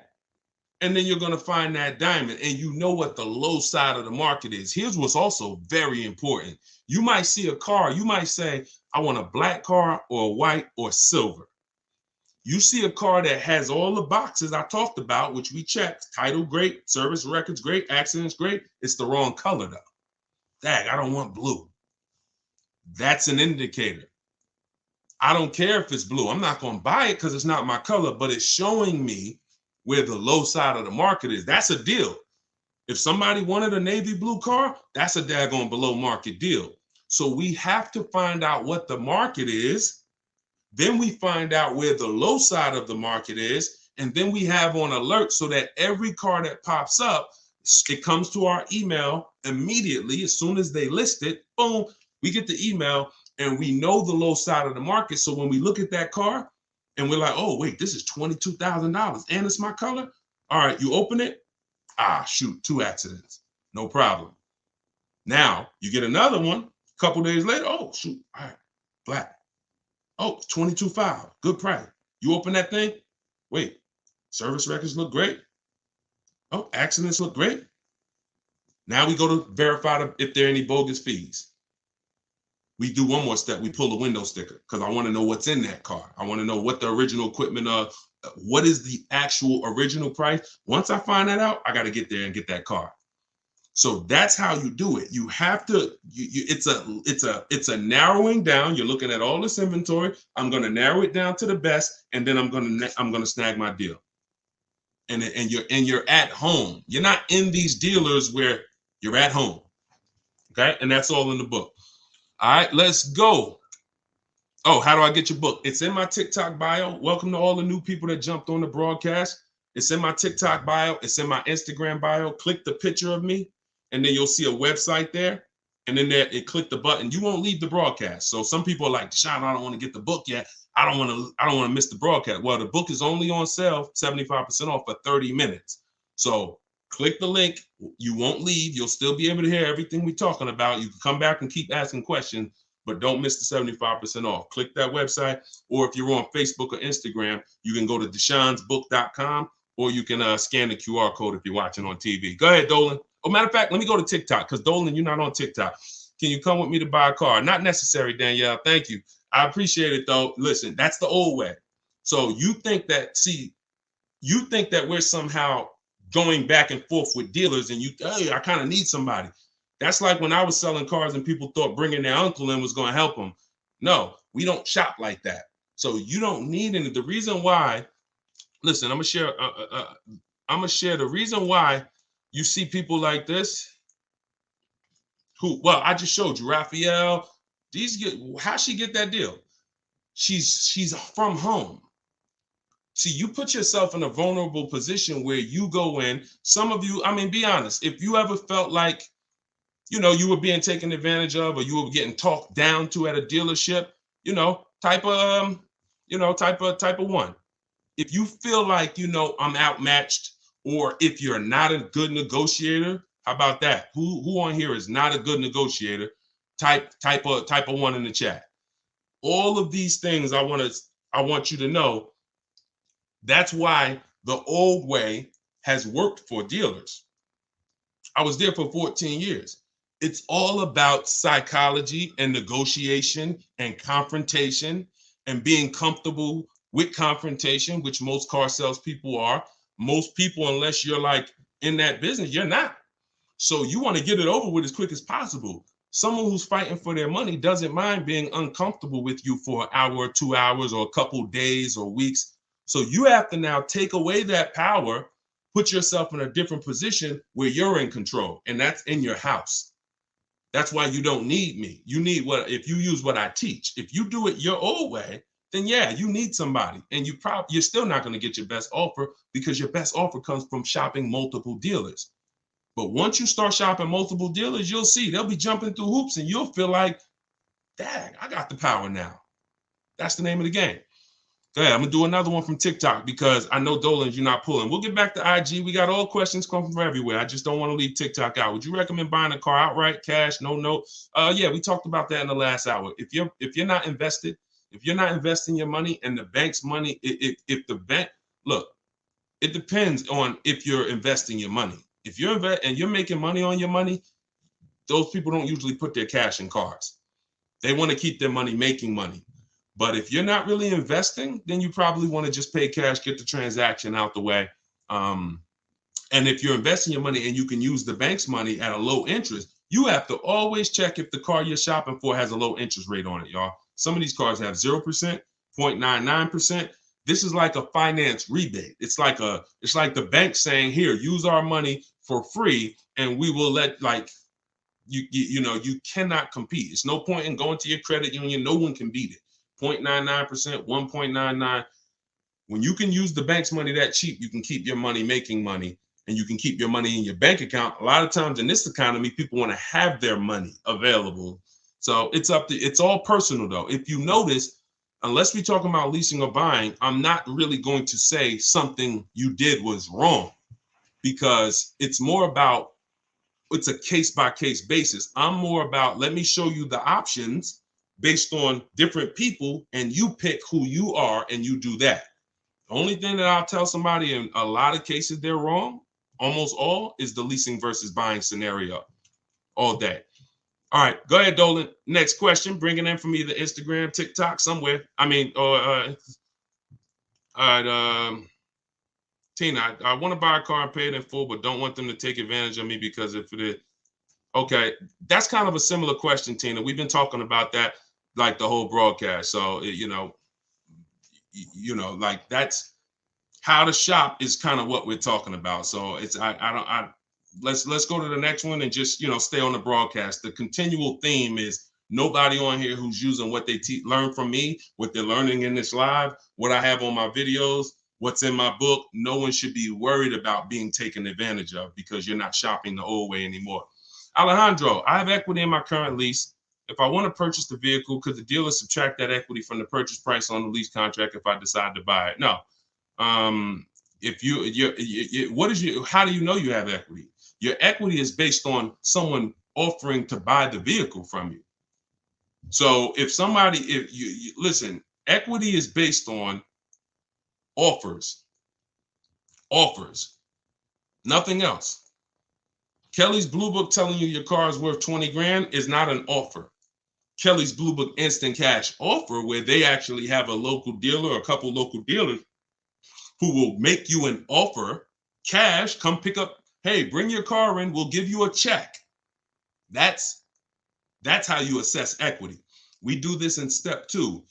Once we decide whether we're leasing versus buying, which is the foundation of our car deal, you can't get a great deal if you purchased, but you should have leased. Can't get a great deal. It's over. You're on the wrong foundation. You can't get a great deal if you leased and you should have purchased, because the long-term wins you would have gotten, you now lose. Once you move past that, your next step is equity assessment. Look at my current car. If I had, now some of you, Deshone, I don't have a current car, then you skip it. But if you have a current car, a lease, or a car you own, or a car you're paying for, you're financing, equity assessment, which means I'm going to call my bank and I'm going to find out what my payoff is. Then I'm going to go to the actual online buyers and get offers. And then I'm going to see, are my offers, is my highest offer higher than my payoff? That's equity. But there's no other way. So if you were to purchase that vehicle, no one can take your equity, because you know this is what my car would have sold for, but I'm going to buy it for the price they say I could buy it for. So if that's $4,000 less, great.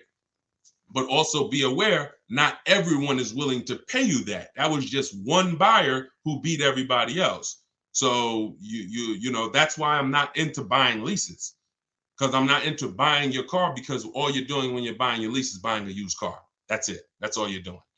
All right. Hold on. I'm 20,000 miles over on my lease. Should I get a new lease or purchase my current vehicle? All right. This is very important, y'all. Watch this. I'm about to save. Look, y'all know I get excited about saving you money.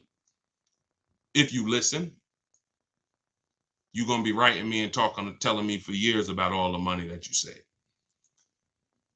This is a big warning.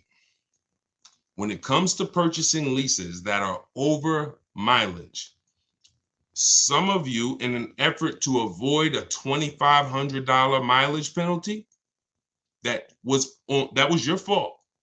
Okay? I'm not going to beat you up, but you drove the mileage. You contracted for this mileage, you drove more. That could happen through negligence, or it could happen through a real lifestyle change. I used to work 10 minutes from home. Now I work 40 minutes from home. It happens. And it doesn't matter. We're going to pay for what we use. It's okay, especially if you got a great lease deal. I'll pay for what I use. But here's the math about this. Going over your lease mileage is never a reason to buy your vehicle. Here's why. From the day you lease a vehicle, they tell you your lease, you could buy it. The purchase value, the residual value at the end is, let's say, $18,000. Let's just say that. Most times throughout history, the car wasn't worth that. When you finished with that lease, the car wasn't worth that. Deshone, what do you mean the car wasn't worth that? A comparable used car, same year, similar mileage, you could have found for less. That was throughout history. So we never purchase leases without finding out, is the purchase price that they're even offering me, if I had the right mileage, we ain't talking about going over yet. If I had the right mileage, was that a good price? Many times it was not. Now, when you go over the mileage by 20,000 miles, does the purchase price change? Do they give you a new purchase price because you went 20,000 miles over? Do they say, hey, you know what? It was 18, but because you put all those miles on it, it ain't worth 18 no more. You don't care. We'll give it to you for 15.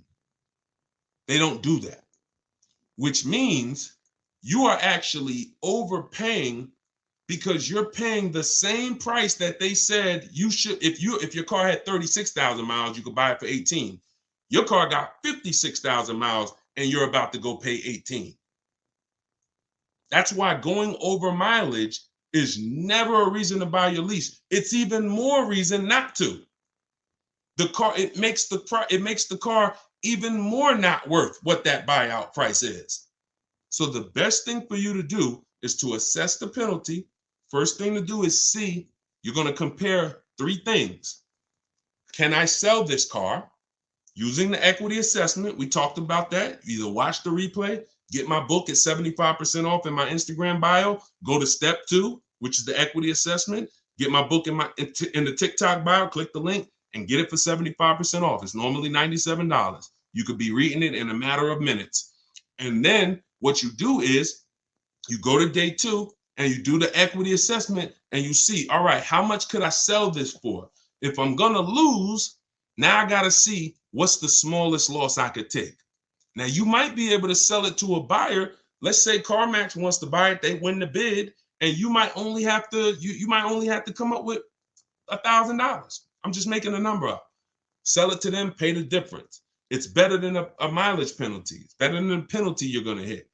Now, second scenario is you actually see, if I was to replace the car now, what's the mileage penalty?